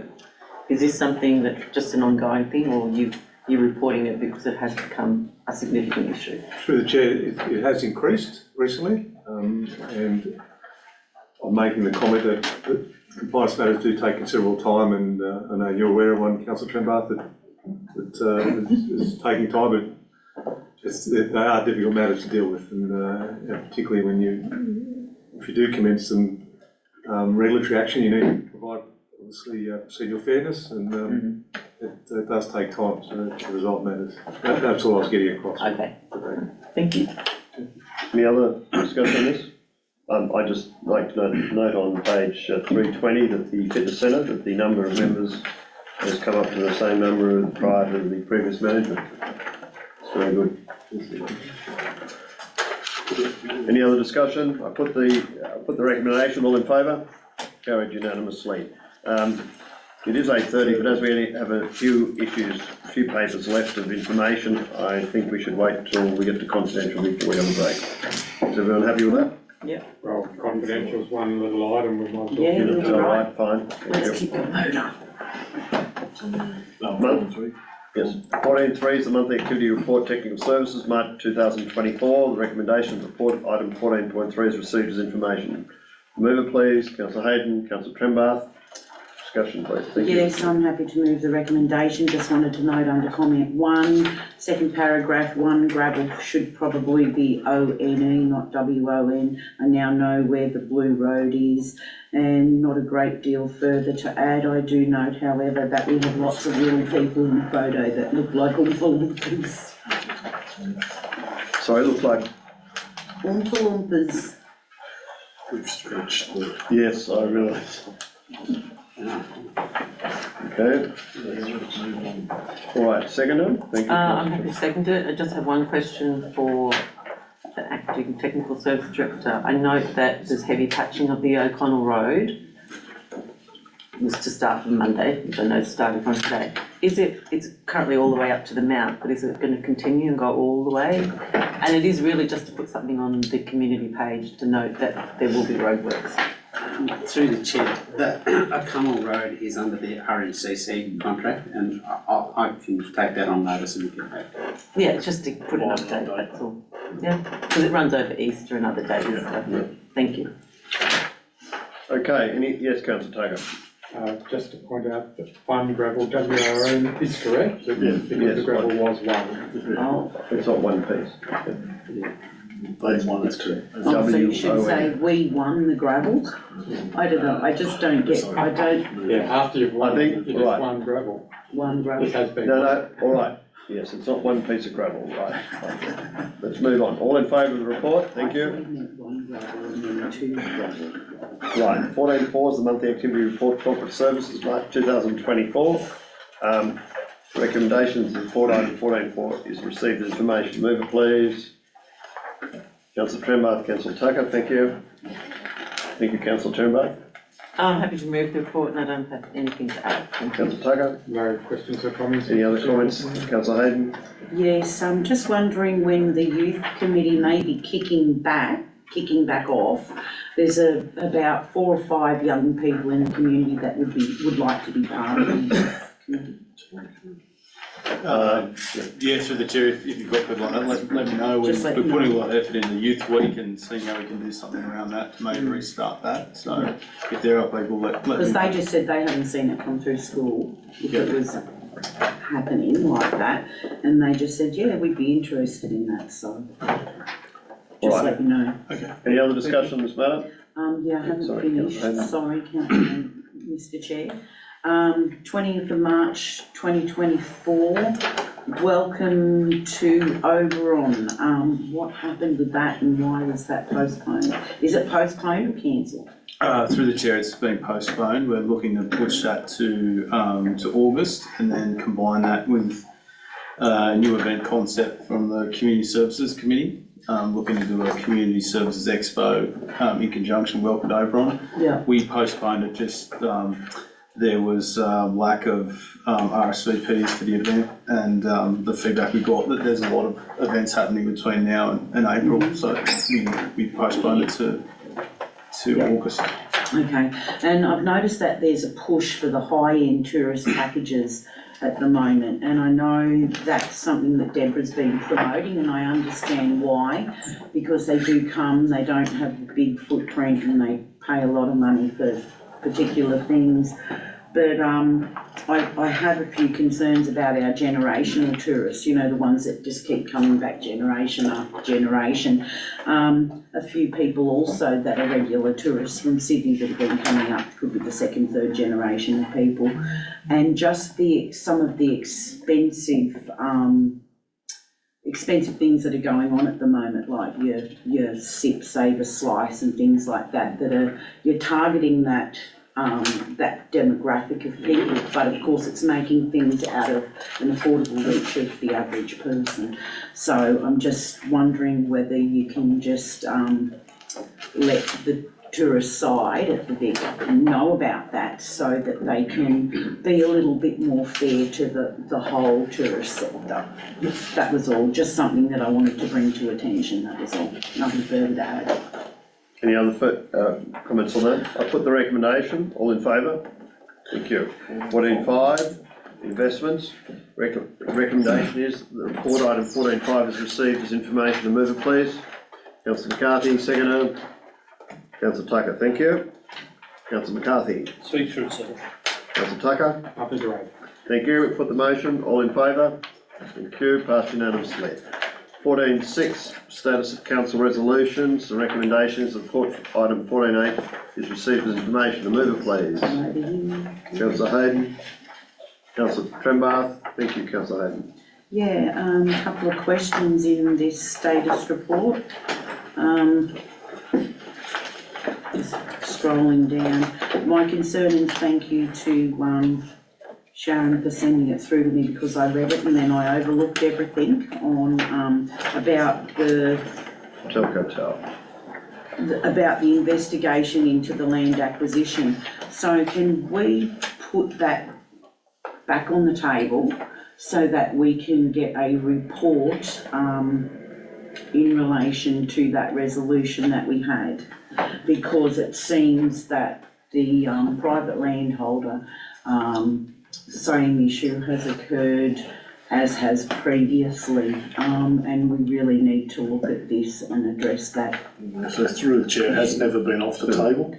What had been delayed because the telco had indicated to council that they were engaging in with a private resident, which would make our resolution a little bit. We could have still had a report, we could be looking at a report now, had that not been, because I know from the last meeting, yourself and the mayor said that you would put it on hold for a moment.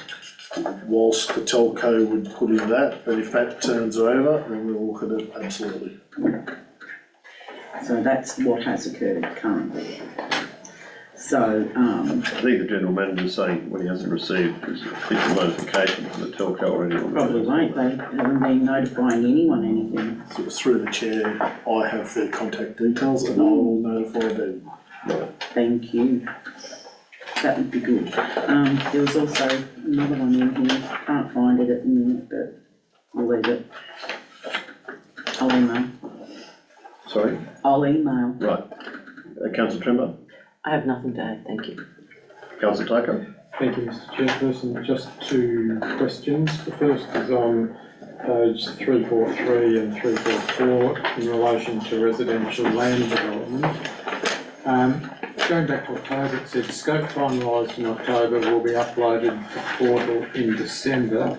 Do I gather that that uploading didn't happen because it's been overtaken by this council doing an assessment of the grant funding? Yeah. So through the chair, it gives us the opportunity to get funded. We are hearing that they are moving towards more populated regional areas, which has never ever been indicated before, but that clarification hasn't been made. But as soon as that happens and we understand where it is, absolutely. So if we hear that, yeah, that the grant opportunity is gone, we upload and go ahead with them. Correct. Right, thank you. And the next one, industrial land development, just curious what the situation is with the possible sale of the block, the big block over in the industrial. So the tender's gone out. The tender has been finalised. No, not for the roadworks, the Right. sale to Balls. Well, I'm happy to consider that in confidential with councillors. Okay, thank you. It's not a public consideration at this point in time. That's all. Yes. Sorry, I did find, if Councillor Tucker's finished. Yes, sir. Yeah, it was just in relation to Reeves Road.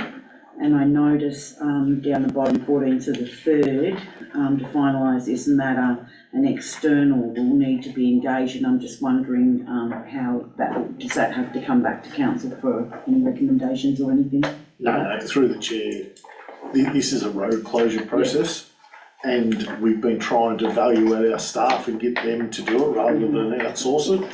But with the amount of work that is in that space, it's been delayed for a reason. And I just said, well, it's been delayed so long, let's get someone to come in, and that person's now been engaged to do those two projects, so they should Because that was a disappear pain, get quite. rid of it. There were several of these in this category. I think the general manager has gone to back to our legal practitioners to say just fix it up. Yeah. Cool. Thank you. Right. I put the recommendation. All in favour? Carried unanimously.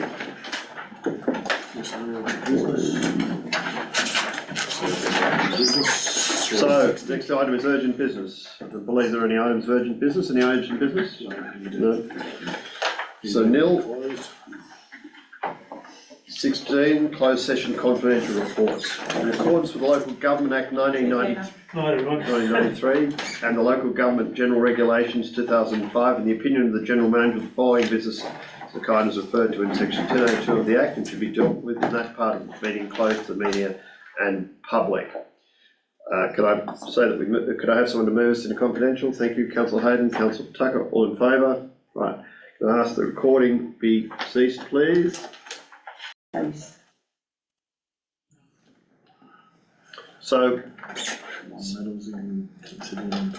the matter in 16.1, the water write-off request was considered in confidential, and The count is sustained. the resolution that was proposed by Councillor Watt and seconded by Councillor McCarthy was that the council do not write off the water consumption charges for assessment 1236836, but instead offer a payment plan arrangement for full cost recovery. This was Resolved unanimously by council. Thank you. Meetings closed. The next meeting will be on Tuesday, the 16th of April 2024 at 5:30 p.m. in the Oberon Council Chambers, 137 Oberon Street, Oberon. I declare the meeting closed at 8:53 p.m. Thank you.